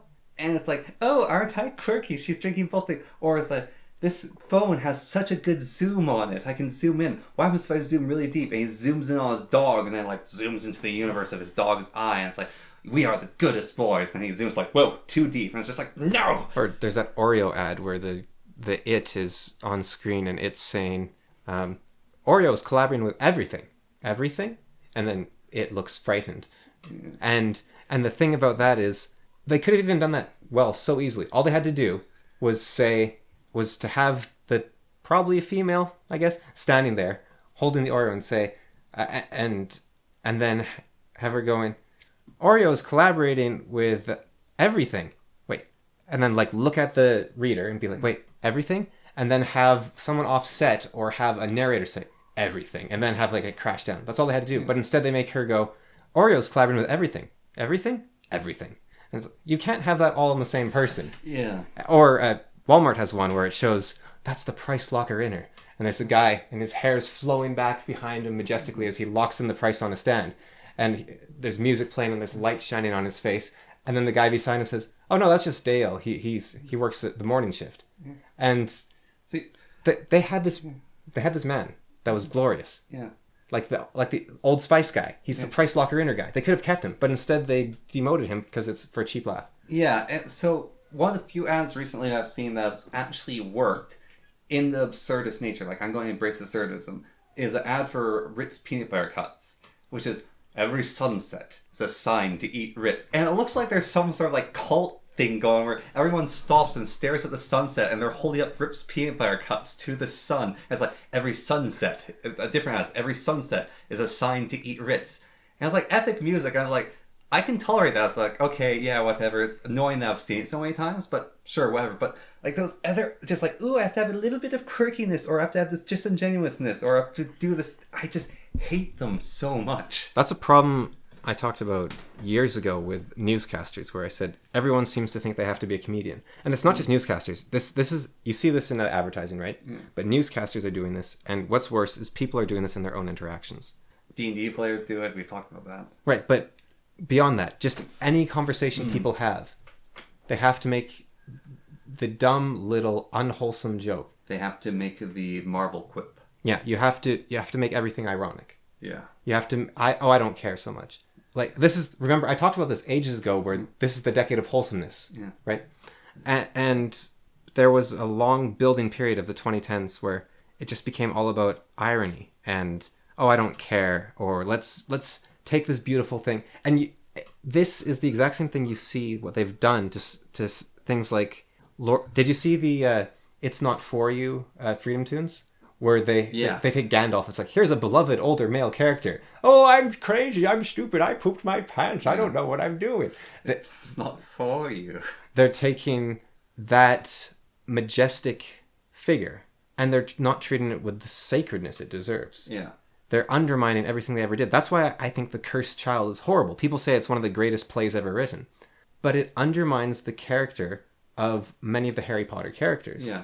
And so it doesn't matter how well written it is. You've destroyed make it about a totally different group of wizards. Make it about, not set in the Harry Potter universe. Yeah. But you can't undermine people like Lupin or Harry or Ron, or you can't take these people and corrupt what was pure. You have to hold on to them as icons. You need heroes. And if you... To Kill a Mockingbird, the second book she wrote, where Atticus Finch is actually a racist and part of the Ku Klux Klan. Like, yeah. What's wrong with you? I really hate this where... where you take these figures, right, and you say, actually Martin Luther King was... he cheated on his wife, and actually Gandhi beat his wife. And it's like, why are you saying this to me, and with such relish and such joy? Like, maybe that's a necessary qualifier at some point, right? Maybe you need to come to me and say, okay, look, Martin Luther King, in this context, we have to keep in mind that he cheated on his wife. Yeah. Martin Luther King Jr., that is. But don't do that whenever we bring him up, just because you want to tear down a hero. Yeah. What he did was still amazing. What Gandhi did was still amazing. Yeah. No, definitely. Maybe Hitler got a little cranky, but don't take away... Don't take away the beauty and works that Mein Kampf is, just because he had a bad day. Krampus, he said he wanted Minecraft, not Mein Kampf. No, that see, okay, right there. That was a good example. No, me. That was a good example of me taking a moment of purity and wholesomeness and having to do a little Marvel quip in there. Now, the only advantage I think I have over the Marvel quip there is the edge. But even then, Hitler is kind of... He's the corner of edginess. You really need to do, like, a child, like, pornography joke if you really want to be edgy or something, but... Okay. Well, there's, like, safe, edgy sort of things, right? Like, oh, I like Hitler, haha, or oh, the French are terrible, right? But if you're actually calling for the re-enslavement of those N-words, like that sort of thing, then... And context matters. If you want to actually be pushing boundaries, you actually have to push boundaries, right? No. You can't just do what everyone else is doing. Sure. Like, you remember that, did you watch that Dave Chappelle special? Where he was saying, these crooks, they kept going after the kid, but if they're pedophiles, I get it, because, I mean, he like... Oh, yeah. Yeah. That's a true comedian pushing boundaries, making you uncomfortable, really cutting to the bone. Yeah. But yeah, even in conversations, you can't have a wholesome moment. And I think there is a line, like the Hitler thing, maybe that was called for in that. Or maybe that didn't break the whole thing, but maybe it did. No, that's what makes one of your friends really amazing. The one who makes computer games. Mm-hmm. Like, playing Smash with her is such a joy. Because she's actually genuinely, like, impressed with you. And yeah. Yeah. And cheering you on. Positive about, yeah. Yeah, there's a certain degree of... Or people just saying... I like this. I really like this thing. Like they watch a movie and they say, yeah, it was a great movie. Yeah. Or they see you make something and say, yeah, that was good. They don't have to couch it with a backhanded compliment. Yeah, I see you have to catch yourself sometimes when I show you something that I've made. What, like, catch myself to stop myself from complimenting you? Or no, catch yourself to stop you from backhanded complimenting or making like a joke of like, oh, you could have done that better. Yeah. Yeah, no, I think, so this is actually, yeah, could have done that better. So, Because, like I said, I see you catching yourself like, where you're like, no, that's really good, but you're like about to say something snide. yeah. Well, the thing is, I mean, I'm the little brother, so you do have to beat me down every once in a while, but... yeah. And also, my mind, and this is probably true of a lot of people, but my mind is constantly going, how can I spin this? How can I spin this? How can I, like, take anything I see? What's the story? What's the joke? What's the movie? What's the game? Right? And so when someone says something, you go, what's the clever twist? What's the witty thing to say? And the witty thing, easy wit, is to be cruel. Yeah. And that's why I haven't finished this book, but my Necromancer book, it used to have jokes at people's expense in the book. And I went back and rewrote it, and I thought, rewrote those parts because I thought, this is very easy. Did you keep in the dead princess? Probably. I think that's later in the quite a bit later in the story. Yeah. But that you had in the Golems book, and I made you move it to Necromancer because it just ruined that scene because it was really funny but completely destroyed the tone. Oh yeah, there's like in I don't even know if I should say, but yeah, there's this very heart-wrenching scene told from the villain's point of view in the Golems book, where the villain is a hero essentially, and he's dying, and everyone around him's dying, and he's doing his best, and he's only a villain by circumstance. He's not a bad man at all. In fact, he's a great man. Yeah. And then I just throw in this random Sleeping Beauty joke. Yeah. quite funny one, I think. But it was you. Yeah, I think it was you. You're just like, get this out of there. Yeah. Totally ruins the mood. So it's very easy to be cruel. So with Necromancer, I rewrote it so that nothing's at someone's expense. You don't get to say, oh, look at this idiot. You see this a lot where people will outwit someone, and that's the funny thing. Yeah. Right. Like, oh no, I'm actually super smart and you're dumb. Yeah. You see that a lot in movies, and that's very easy to write. And it's not now a good low tier god like reason you suck speech is fun and good, and you should have those. But just an easy, you're stupid, I'm smart. Yeah. I really don't think there's art there. So what a lot of one of my favorite ones is I've seen it several times, but insulting someone on their immutable characters is not a true insult to give. So I will instead insult your sense and fashion. Those shoes do not match that shirt. The colors completely offset your complexion, and you smell awful. That's just like, yeah, I could say you have bad teeth or you're ugly, but those are immutable characteristics. So instead I'm going to insult something that's personal to you, like your fashion sense. Yeah. Yeah, if you actually want to hurt them a bit more. And I think sometimes... But that also has like a bit of fun wit to it, where you have to actually think about it. It's like, oh, okay. Now, I'm not saying... I don't want to go too far and say I'm against racism or sexism. Because, like I said, you always have to have edge. No, I am serious. Yeah. Like you need to leave room for racism and sexism. Yeah. And only because racism is taboo, right? Yeah. If eye colors were taboo, then you need... Like, there's nothing there, but... Skin color is as arbitrary as bone structure or eye color. Like, bone structure would make way more sense to be discriminatory about, right? Yeah. Like, look at the sloping foreheads of those Mongoloids. Like, that's sort of said, but it's tied to skin color all the time. But people can have any skin color with any shape, so it's kind of pointless. It's like you're not really talking about anything important. Like, look at those knobbly knees. Like, you're not even saying that person looks different from me. Like if you want to be really discriminatory, it should be based on the person looking different from you. Like, look at these like knobbly-kneed freaks over there, right? So what has happened in this ironic, unwholesome age, let's say, is instead of saying this is good, people say not bad. That is purest core. That's what it is. You hear not bad instead of good. Like, what do you think of this food? Not bad. Like, are you so? You know what it is? You're not committing to anything. Yeah, it's fear. It's the fear of actually saying, this is good, this is bad. Yeah. It's the fear of saying, I like this, or I don't like this. And now, you could say not bad has this place where it's okay, and you're like, well, I don't want to say it's good, because that'd be a lie, but it's not bad. But that's really what it should mean at its core, and that isn't really a compliment. So you could say it's not for me, or you could say It's so. yeah, it's mediocre. Your cooking is mediocre. Comme ci, comme ça. So. Now, so what's the question is, if you ask someone how your cooking is, you're kind of asking for it if they don't like it, I think, to a degree maybe. But also, on the other hand, I get so angry when people like question my cooking. But I don't ask people how it is. But like my food is sacred to me. Now, the difference with me is you don't have to eat my food. That's mine anyways. But if you eat my food and then you tell me where I've messed up or I've done wrong. It is made of salt. Yeah, but seriously, like if you have a problem like cooking, make your own food.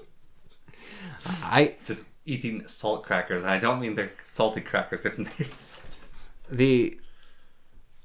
I can probably be set on edge easier than most people in a lot of ways, but the things that set me on edge are quite different a lot. Like people won't stumble upon them by insulting my looks or my voice or your nose is big, your voice sounds too similar to mine, and your hair is yellow. Yeah, and you're an idiot blonde. Something like that. You know, like those things they don't hurt me, right? But well, calling me a racist, that used to hurt me. I don't think it does anymore. Chad, yes. That's how you respond now. I don't know. It's just become such a... It used to be such a powerful insult, and now it's just a nothing. So it's not even... No, see, my response, you think that's racist. No, if someone called me a racist to my face, I just wouldn't want anything to deal with them. I wouldn't be coming with a clever comeback. I would just be like, okay, you're not worth my life. You're not worth my time. Yeah, no, that's fair. My perspective there is you are so pathetic you think that's racist. Yeah. It's like there's far worse things than that. Like, what level are you at? I had one... Like, should I... Okay, I think it's better to have with the context of this rather than in text. Yeah. So on one of the videos of That Darn Kitty that I was on, someone in the comments said, I'm black, something about, you know, my parents failed me or something like that. And I said, you should have chosen better parents. Sounds like a skill issue. And I typed it. I didn't say it out loud. And then I was looking at it and I was like, so I had sent it and it was in the chat and I was looking at it. I was like, that seems very racist. I'm going to delete that. Yeah. It's like, I'm black. That's a skill issue. Should have had better parents. Like, it wasn't meant to be at all. Yeah. It's like, choose rich parents next time, noob, that sort of thing. But I was like, Yeah. So when you say there's more racist things, sometimes, but that one was pretty bad, I thought. Yeah. In some ways. It wasn't what I meant it to be, though, so there's that. But, but the thing that really can get me is, like, people questioning my cooking or something, or saying, like, oh, you should have done this, or you need to add that, or... What is that? That looks gross. It's just like... To be fair, can I insult if I don't eat it? No. No, that makes me angry too. What if you like are... No, come on. Hypothetical's pointless. You know, cooking, that's my sacred thing. It's personal, right? Like, this is my food that I'm going to put in my mouth. I don't need to hear what you have to say about it. Yeah. I guess that goes for compliments as well. Who was it that talked about this? Was it... I think it was Harmful Opinions way back in the day. He said people always talk about how awful it is to get a degree of negativity online that you would never get in real life, like hundreds or thousands of people calling you a terrible thing. He said, but we don't talk often about how horrible it would be or how mind-changing it'd be to get tens of thousands of compliments that you wouldn't get in real life. There's something there as well. And that's going to distort your view of reality and whatnot. Yeah. That's going to really make you feel... I think Reddit's a great example of this, where you either get like -50 or +200. And or so, 0. Yeah, or so you're like, I'm a god, or like there's no... Some people agreed with you and some people disagreed with you. Yeah. Like, you know, there's a nuanced take here and there's a back and forth. It's like, either I am on top of the world and my word is the word of God, or I'm a pathetic failure that has done nothing right in my life. It's this very polarizing thing. And everyone that stays on Reddit is gods because you're more likely to get positive than negative feedback. And so it really gives you this... It probably gives you a bit of an inflated view of yourself. Yeah. Because you're like, wow, this is great. My art is great. I wonder... Continue. I'll ask my question later. I just wonder if we were harsher on each other, if it'd be better or worse. Like, it's really hard to... Like I try to be honest as I can. Like my Golems book, right? Yeah.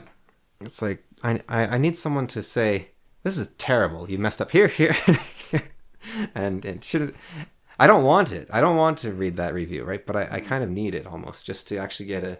I need someone I've never heard of in my life to weigh in and give me a like. But I really don't want them to at the same time. But I sort of do need that. Yeah. Well, what's not right though is someone taking that you didn't ask to and say, "Hey, I fixed it." No, that is terrible. Yeah. You shouldn't do that at all. No. Uh, Someone did that to my book actually. yeah, that's what I was talking about. Yeah, but I don't mind that because I know them well enough, and they asked me about it, and they said, "Look, I don't want to show it to you unless you want me to." Yeah. And it's like, okay, this is your hobby. Mm-hmm. That's fine. You can have your hobby. Yeah. So I need your help remembering the logical trap. Okay. And this is, I mean, we're talking about you shouldn't be witty like this. I always suck at this, but of like logicking things out. But we'll see how you know this logical trap. Okay. Which is, someone says that's racist. Yeah. And you reply, why is that racist? Right. Then they tell you why. What's the next step after that? Okay. So the context I normally would use that is if you're going like, hello and welcome to the Fool and the Philosopher podcast. This one in Japan or China, something like that. Yeah. Ooh, I cannot do voices right now. Ow. And then you say, hey, that's racist. And I say, why is that racist? And you say, well, you're doing a Chinese accent. And I say, no, I'm not. Or, and so you are assuming that the negative thing applies to the whole race. Yeah. Or the negative voice is a viewpoint of that race. So if you say, well, orcs are like black people, then you say, what?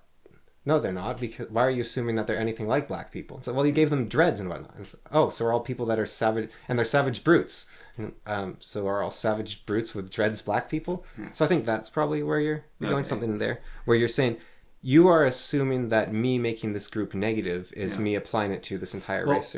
So what I was thinking about this recently is I saw an image people are talking about. It's like, even for whenever this came out, this was yikes. And it shows it's the old Warhammer faction, which were pygmies. Yeah.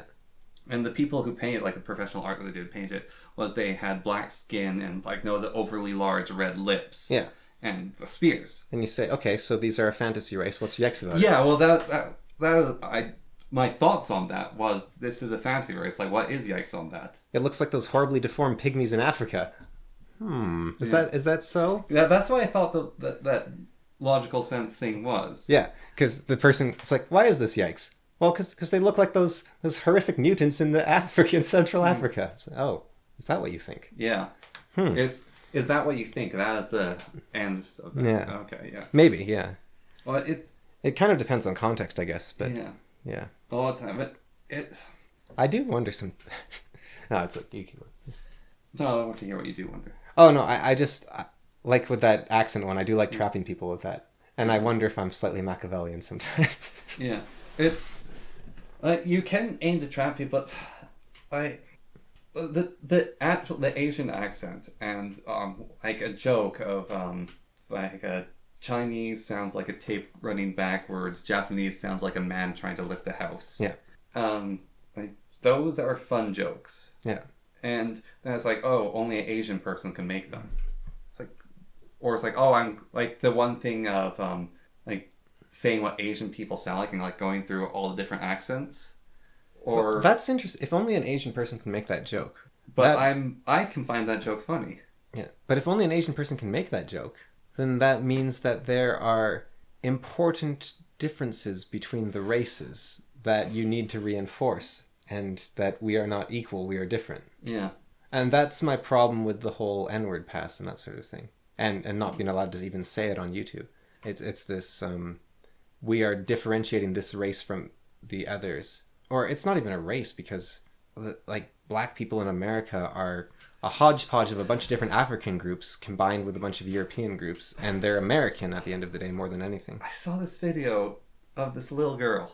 This is a great video, and I think it's her older sister filming it, and she's saying to her little sister, "You're white." Yeah. And her sister like, "I'm not white." She's like, "No, you're white. I'm not white." She's like, "You're white. I'm not white." She's like, "No, you're white. This is white." And she grabs a piece of paper and points to it. "This is white. I am not white." And she points to herself. "I'm not." Her sister's like, "What are you then?" "Peach." And like just, but She just in my legs a few days ago. I was white. yeah, but like a ruddy complexion, like the person has a redder face, or like my skin is a lot darker than yours. Yeah. It's a lot lighter than normal right now. Yeah, well, that's because it's whenever it tans right now, it falls off. So Yeah. But yeah, no, you have fairly dark skin. yeah, and You're well, you look actually kind of Eastern European, I guess. yeah, and then Which makes sense. our Opa has very dark skin. Mm. And if he's been out in the sun, like he goes to Mexico, he's like goes brown. I knew a girl that she had white in quotation marks skin, and she'd go black when she tanned. Yeah, Like, it was freaky. I had a friend who was native, and his whole family was native, and they were all platinum blonde with extremely white skin. Mm. And that's just like that's a thing that pops up for First Nations people. But like he was native. Yeah, well, those guys over there are all native too. Yeah, well, they were also Norwegian, but Yeah, but everyone has a mix at this point, basically. Yeah. There's no pure bloodlines, really. yeah, I know but like yeah, black or white or Asian. Like you say Asia, like one of the things that actually really gets to me geographically is they're Asian, and so you say they're Asian. They're from like there's a thing. India doesn't count. I don't. Yeah, well, I don't like no, that. But they say Indian or Pakistani people Yeah. are Asian. No. They For don't one, count. for me, they're Arabian, if you want to go by that categorization. No, they're Indian. Yeah, or they're Indian. But like that more broader categorization, like Yeah. we can say that Chinese people and Japanese people and Koreans are Asian, right? So we Yeah. have that broad stroke. And then we can say Africa, well, they're Africans. That's a really broad stroke. Yeah. That's a continent. And then Europeans and Eastern Europeans. I think you need like sub-Sahara Yeah. and above Yeah. and Sahara Africans as well, because there's Yeah. a huge difference there. Yeah, and then, but it's like, people in like that, those are Arabs. Or, well, Arabs actually group, where I said before. That general area is different, and then there's India. Middle Easternish. Yeah, Middle Eastern. Yeah, although I wouldn't call Indians Middle Eastern. Yeah, well, They're- and then there's India. That actually whole peninsula area is like a group. But then even as like, Chinese people are very different to the Japanese people. And on Japan itself, the northerners of Japan are incredibly different than the people in the south of Japan. Oh, if you look at Indians, there's like 400 or something, or 230 distinct, hyper distinct cultures within India. India is kind of a federation almost of. Now with China, you can say that Chinese people are Chinese, but that's because they're actively working to try to do that. And, Yeah, they're doing their best. and China, And even then, they haven't succeeded. yeah, They still have the Uyghurs and the Mongols. and the non-Han, like there's just even not like there's a lot of Chinese people. They're not Uyghur or they're not Muslim. There's just like the Shun and I think it's the Ko Chinese. Like there's a huge amount of non-Han. Well, there was a huge amount of non-Han Chinese. No, the Ming were Mongols. Yeah. But the new guys are not. So that's correct. Right. The new guys are Chinese. The Han is Chinese. Well, no, but the Mongols are Chinese. Yeah. Like in the sense of the steppe nomads have always mixed with China to such an extent that they're all kind of Chinese. And they even had Mongol dynasties in China. Yeah. Even after the Mongols were defeated, they had Mongol dynasties in China. But I think the Han overthrew the Mongol guys. Yeah. And I think the Ming were Mongols. But I've said this before, but like for a short while, I feel like we were culturally the West was a lot less racist than it became again. Like when I was in elementary school, and it's not even like observational. Like, oh, you just didn't notice it then, because I had a teacher who made us very aware of what racism was. You're South African, right? No, the books that she made us read about slavery. Oh, right. But you also had a South African Yeah. teacher at one point, and they know racism there. Yeah. But yeah, it's just like having this statement someone said to me, like, I talked to someone on podcast who was like, that's the whitest thing I've ever heard. Yeah. It's like, what does that mean? Like, whitest thing you ever heard? I'm Canadian, and my family are Eastern Europeans and Englishmen. Yeah, so you go to like Azerbaijan where they're also white, and you're like, yeah, this is Azerbaijanis are famous for their spice lattes and no, when they so what happened? No, here's that's the wisest thing I ever heard. Are you calling me French? How dare you? Are you saying I'm an Azerbaijani that I like whatever they do there? All I know about Azerbaijan is their amazing national anthem. Yeah. That's basically all I know about that state. Does it count as a country if it's in Russia? It's a Russian federated state. Yeah, like Russia sort of eats countries. Yeah. So I'm not sure what they're called, but and I don't just mean conquering countries. They actually have countries inside Russia. Yeah. But yeah, they're part of the Russian Federation. What happened, I think, is America won a cultural victory. Yeah, and Americans actually do have black and white culture. Yeah. Sort of. Like you compare someone from Boston to New York to San Francisco, and they all have their own unique cultures. Or a Texan, yeah. They're all unique. They're all different. But there's a white Texan and a black Texan. Is that? I get, or there's still this memory of slave versus not slave. But the thing is, there was also the north of the United States where they didn't have slaves. Yeah. And so you think that the black people from there. This is something that the weirdest thing I find about Abba and Preach, actually. So you have a guy from Ethiopia and a guy from Haiti who are Canadians. Well, they're also Quebecians. Yeah. But they act within the bounds of like Chicago-ish American black culture to a degree. Yeah. And I think it's just a cultural export that's infected everywhere that's not Africa. It's kind of weird. Like, I guess what could have happened was they grew up in communities that their families were related to, like Ethiopian communities, let's say. And the Ethiopians that had stayed or had family in the States might have been in communities, again, related, it's like 6 steps of separation to the original enslaved black people in the States. Yeah. And so you sort of grow up in this... But really, they should be much more Ethiopian or French. Yeah. Right? Like, especially... Like, Haiti is kind of a weird mix because they had this huge problem with slavery in Haiti as well. But Haiti also completely overthrew I think they overthrew they were conquered by the French, but I think they might have overthrown the Spanish or something. Like, it got mixed around at some point, I think. But what has really actually confused me is No, it was the French the whole time, yeah. I don't know if it's an association with criminality and that's how it's exported, but the First Nations of Canada, for some reason, embracing American gangster culture. Do they? Yeah. Like, to a slight extent. Like, some of them do.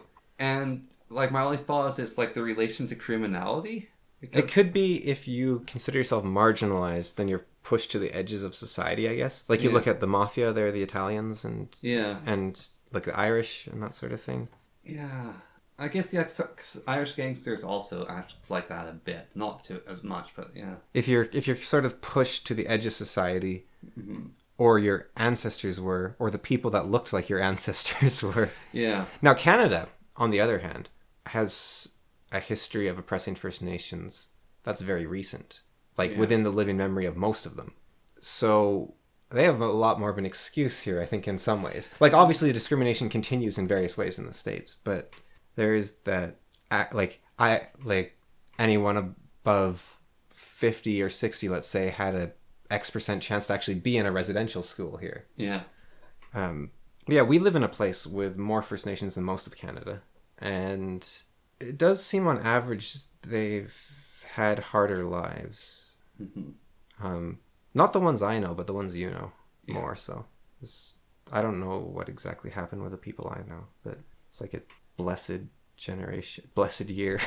Yeah. I don't know how that happened exactly. But... it's also, with the people I know, it's just a handful even of them that are affected by it, but yeah.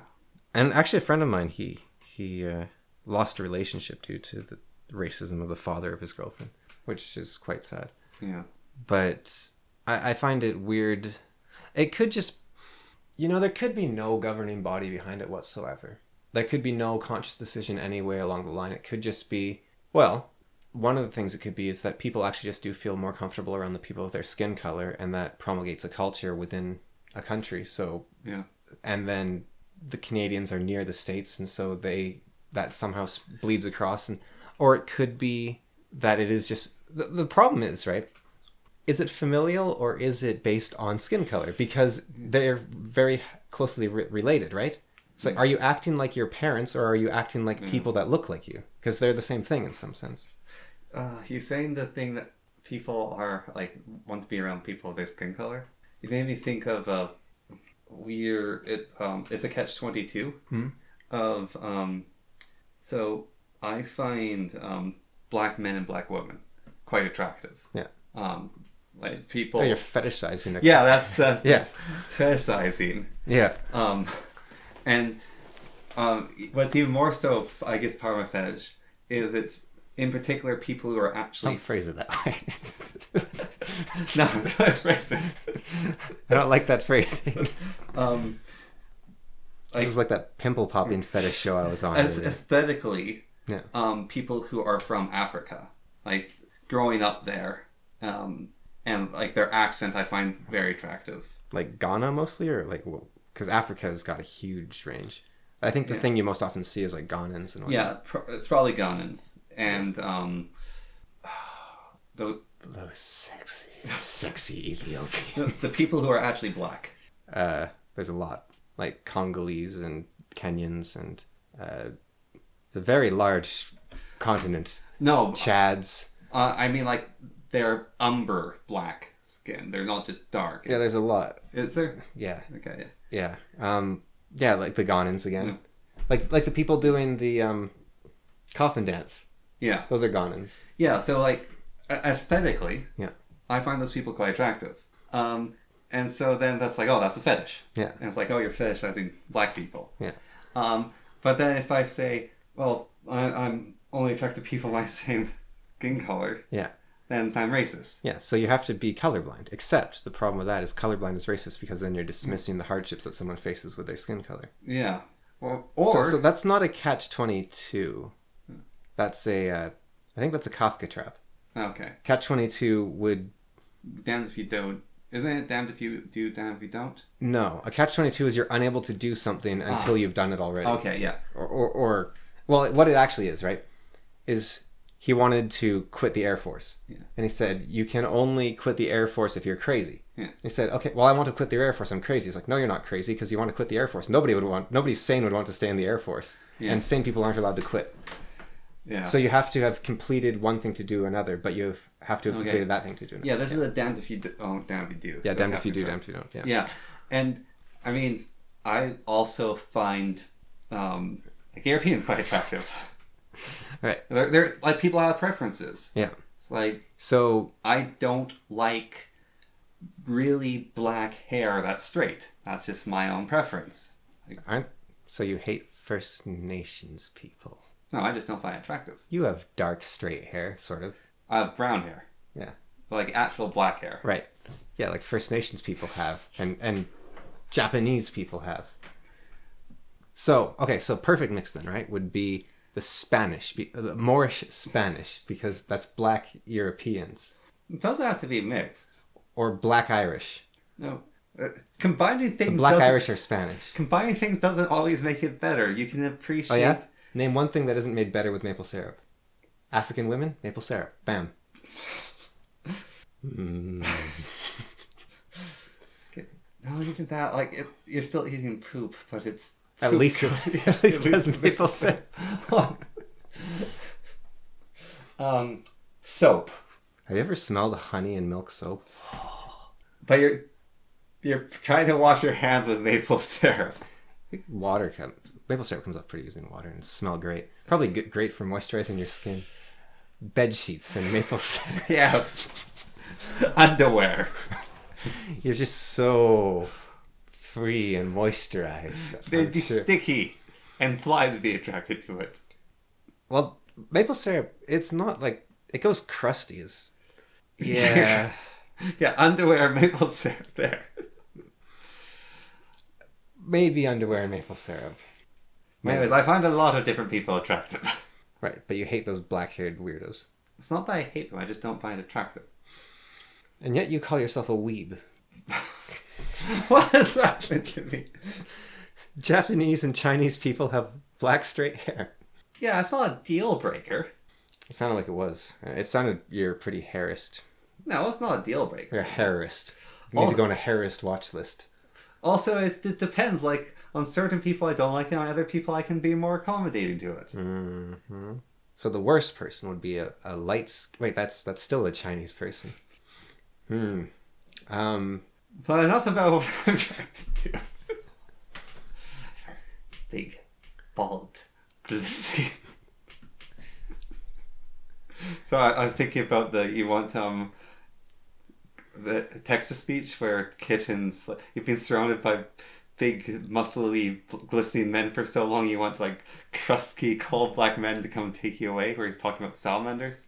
Because they have like coal black, actual like coal-like texture skin. Oh, right. And so because kittens being around If the emperor had text-to-speech. Yeah. Because kittens being around all the other custodians for so long. You know what I learned? That wasn't even just an out-of-nowhere joke with them being the Pillarmen. The original custodians in first edition actually only had loincloths and helmets, and then they were just like big, muscly men. Oh. So that was their original design. What about like Pacific Islanders? I said enough. Okay, Argentina, is that black or not? Yeah. I said enough. You might start a war if you answer wrong. Argentina can be sensitive about this. That's why I said enough. Look, I just happen to find people's Argentinian grandparents very Do you support the fact that the United States didn't enforce the Monroe Doctrine during the Falklands War? I don't know. It's very important. So the United States Monroe Doctrine states that they will defend any American country from colonialization. Okay. However, when Argentinians tried to conquer the Falklands, Americans did not defend them against the British when the British came and stomped them. Okay, well, that's the thing. And Argentina is famous for desperately declaring that they're white and other people denying that they're white. Yeah, well, doesn't Argentina also have a lot of bunkers? A lot of Nazis. Yeah, that's what I was saying. That's the whole joke with Drew's Argentinian grandpa. Yeah. Is that grandpa's a Nazi. I don't know if they have bunkers. There was some nasty wars in that area. There are bunkers. There are Nazi bunkers in Argentina. Like Paraguay, was it? In the 1890s, lost 90% of their men. Oh, jeez. Would have been a great time to be a man. Like a living man. Yep. You say that. However, I've been to Arts University. I mean, you wouldn't care because it wasn't African. You say that, but I've been to Arts University. Yeah. And if you got the luck you got, it don't matter. Well, the Pope, I think, had to give a special those things the Pope gives. Yeah. He had to give them one to say you're allowed to take multiple wives. Yeah, it's like that program in Japan, which is they're trying to get foreign weebs to come to re-increase their population of young people. Like, you can actually get a visa to marry Japanese women if you have children. Mm-hmm. Or that was something they were proposing. I don't know if they went through with it, but that was the problem. I do like how I'm treated in Japan. Yeah, but your children would be treated terribly. Because half Japanese people who live in Japan have awful lives. Depends whose hair they inherited. They wouldn't even notice. I just worship my children as the gods they were. Just super sane white. I'm not even like very blonde. And that's why it's so interesting to people, because it's a gold blonde. Clearly not dyed, I guess. Yeah, it's a gold blonde. It's not platinum blonde or yellow blonde. It's a gold blonde. But it was crazy when we were at what's it called, Hiragana Castle or whatever it's called, like the most famous castle in Kyoto and the most famous castle in Japan, and like the one that Nintendo has made their sort of sacred home testing ground sort of thing, and there was kids on tour there looking at me rather than the castle. Yeah. So, well, they have castles everywhere in Japan, but this is the castle there. Yeah. Yeah. Imagine having castles in your country. Yeah, that'd be cool. We have forts. Yeah. Quebec has castles, I think. Yeah. And Victoria has like 2 castles, which that's Quebec. Hotels. Yeah. Well, Victoria just has big buildings. like old world style buildings. Yeah, no. I think Quebec actually has some castles, possibly, Yeah. but it's Quebec, so they're French castles. Probably smell. Well, no, smell like they get some Cheese. garlic and onions. Do the First Nations did anything cool? Like, we've got artwork and stuff, but did they do any cool buildings? They had their buried longhouses. And I guess what buildings do they have that serve? Like, oh, okay, obviously the Mayans were First Nations, but up here, Yeah, no, I'm thinking about North Americans. Like, they have their buried longhouses. They have their totem poles, which survived. but even more north, like, I guess it gets pretty hard to do anything. It's really hard to build. Like, what do you build with that's actually here? Snow, ice, Skin. rocks, yeah, bone. Yeah. Like, the things you build with here They just could have wouldn't built work. like a bone castle. I mean, you could have built shale. But I think the problem as well is You don't have time to live in one spot. you can't be investing those resources. Yeah, you can't stop. But like the anything. Salish could have. The Salish were just spending their days eating food off the ground, basically, right? So they could have had some spare time. Why do they need to do anything? They're eating food off the ground. They don't. But they could have, like, they made the totem poles and whatnot that Yeah. are very beautiful. But And they're making giant boats. couldn't they have been making and getting like kidnapped by the Haida? Yeah. Like they had a lot of hobbies, but couldn't they have also, like, what if they built walls so the Haida couldn't land? Like, imagine that the Haida go out on one of their raids, and when they come back, there's just a wall, a big beautiful wall, and the Haida can't land. I think the Salish also moved up and down the coast because of different seasonal things. And like when that's the thing, when snow appears and it's like -40, you want to move to where it's not -40. I think the Haida were even going to Hawaii. Yeah. You could just we wait until they go on a trip to Hawaii, and then you build a wall around Canada. Make the Haida pay for it. It's funny how the absolute worst First Nations, right? Like the Haida and the Apache and the Iroquois, sort of, the Comanche, whatever they were called. Like the absolute worst, the Aztecs, are the ones that survived the Europeans. Yeah. Like, because they were the ones that were actually warlike enough to fight back. Well, the Shawnee survived up here. Yeah, I guess. And like the Inuit and what, but that was more just you can't get us because we're too far away. Yeah. But and I'm not saying the individuals of those First Nations are bad. It's just they had this, like, the warlike, slave owning, conquering, God sacrificing. yeah, they were the ones that had the empires and were actually able to fight back. Yeah. Like, I think the Apache are the only First Nations to actually regularly win against American settlers, not even the original colonizers, but against American settlers. I saw this polling ball thing, which so someone took the idea of, you know how there's like the you make fun of the United States, Yeah. and then Canada's there like barking at the United States as well, and then it says like, oh, Canada did these horrible things to its First Nations, and the Canada's looking all sad, and then it like goes back and forth.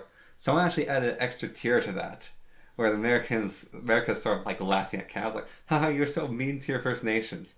And then it just like points to this horrible thing that like we had the schools, which were bad, and like we did quite a few things. Well, the United States ran out of First Nations because they all died being slaves, and then they had to go and get Africans.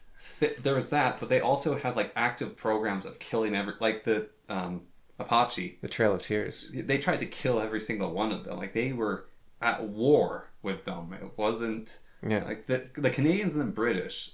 If you go to what Was the Trail of Tears the Apache or the Comanche? Or I don't remember, but if you go to what the British did, disregarding the trade company with their blankets, what the British did is they saw Hudson's Bay Company. Yeah, Hudson's Bay, Which is still around somehow. They If you want to cancel a company. saw a group of people that were dying from their perspective, and so they tried to do good, and their good was the road to hell was paved with Well, the good intentions, and also a huge amount of people took advantage of the system and abused it. a lot of the residential stuff came later. Yeah, Like, the French were basically allies with the First Nations back in the 1500s. yeah. And then the residential stuff is, like, much more recent. Yeah, I'm talking about basically the disease, like, wiped out 90% of the population. Yeah, or more. Yeah, and so like the school, they'll like, okay, these people are dying. That's what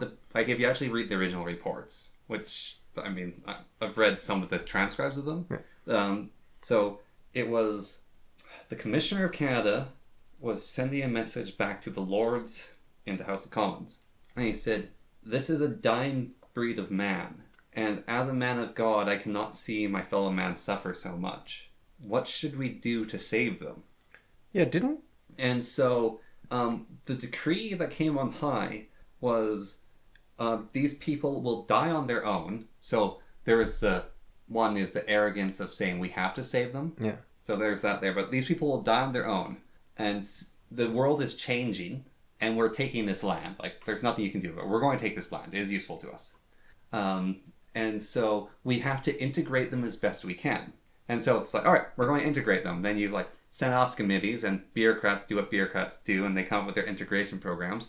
And then people are like, oh, there's a group of people that no one cares about and are vulnerable and can barely speak our language, so they can't communicate to people who actually help them. I'm going to take advantage of that. Like people like Cortez. Yeah. Yeah. Earlier, but yeah. Yeah, so I'm going to take advantage of that. And so then you get like horrific stories of abuse and bad situations that happened within that. Didn't the guy that named Canada, that First Nation dude, didn't he like visit the UK a few times or something? He might have. I think he actually came and talked and did stuff there. Yeah. Yeah, it was Donnacona or whatever. The British were trying to help. Yeah. It's just the ways that didn't work out that well. Well, some of the residential stuff was extermination based, or at least. Well, the 50s scoop was also cultural annihilation. Yeah, like the Uyghur stuff. Like the Uyghur, from what I understand, there is a lot of death going on, but it's also, or supposedly, but there's also a lot more of just forced cultural assimilation. Yeah, it's your culture is not surviving, so we'll just change you right now. And so that your children, like, you won't be able to adapt and it'll suck for you, but your children will be a part of our society. And it's also hard, like, we hear about the lies North Korea or China says about us sometimes, right? And we say, well, these are obviously untrue. We live here and we can tell. And so I do wonder sometimes, like, China is a superpower, a quasi-enemy.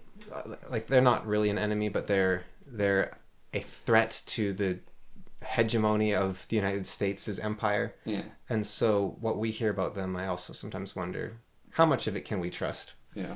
You know, like, there's people like Lao Wai, and he gets all these accusations of being like a double agent, basically, or a counter Chinese force paid for by the American government. And, you know, it isn't impossible. Yeah. It's like you need to... Because when I've talked to Chinese people, a lot of them don't have anything negative to say about China. Like people from China. But the thing is, the Chinese people I talk to are the ones that made it over here, which means they're probably quite wealthy or had something else going for them. So it's very hard to say. And just because you have a horrible thing going on in your country doesn't mean it affects you. Yeah. Like the United States, they're saying everything's dandy here, but if you look at Portland or Flint or New York, they have all sorts of horrible stuff going on in the cities, or just the way they're treated with the water supply and that sort of thing. But the average American likes where they are. And the other problem is a lot of dictatorships are very nice as long as you don't come across the edges. Yeah. The moment you push against the system, it starts hitting you pretty hard. But these and so a lot of people in China, they probably just live off, you know, happy time in Beijing or in the middle of the country somewhere, in the little town or something, and the Chinese government never enacts the laws that they don't even know exist on them. All right. Closing? All right. Anything? I had something, but I forgot what it was. So we'll leave it there, yeah. All right.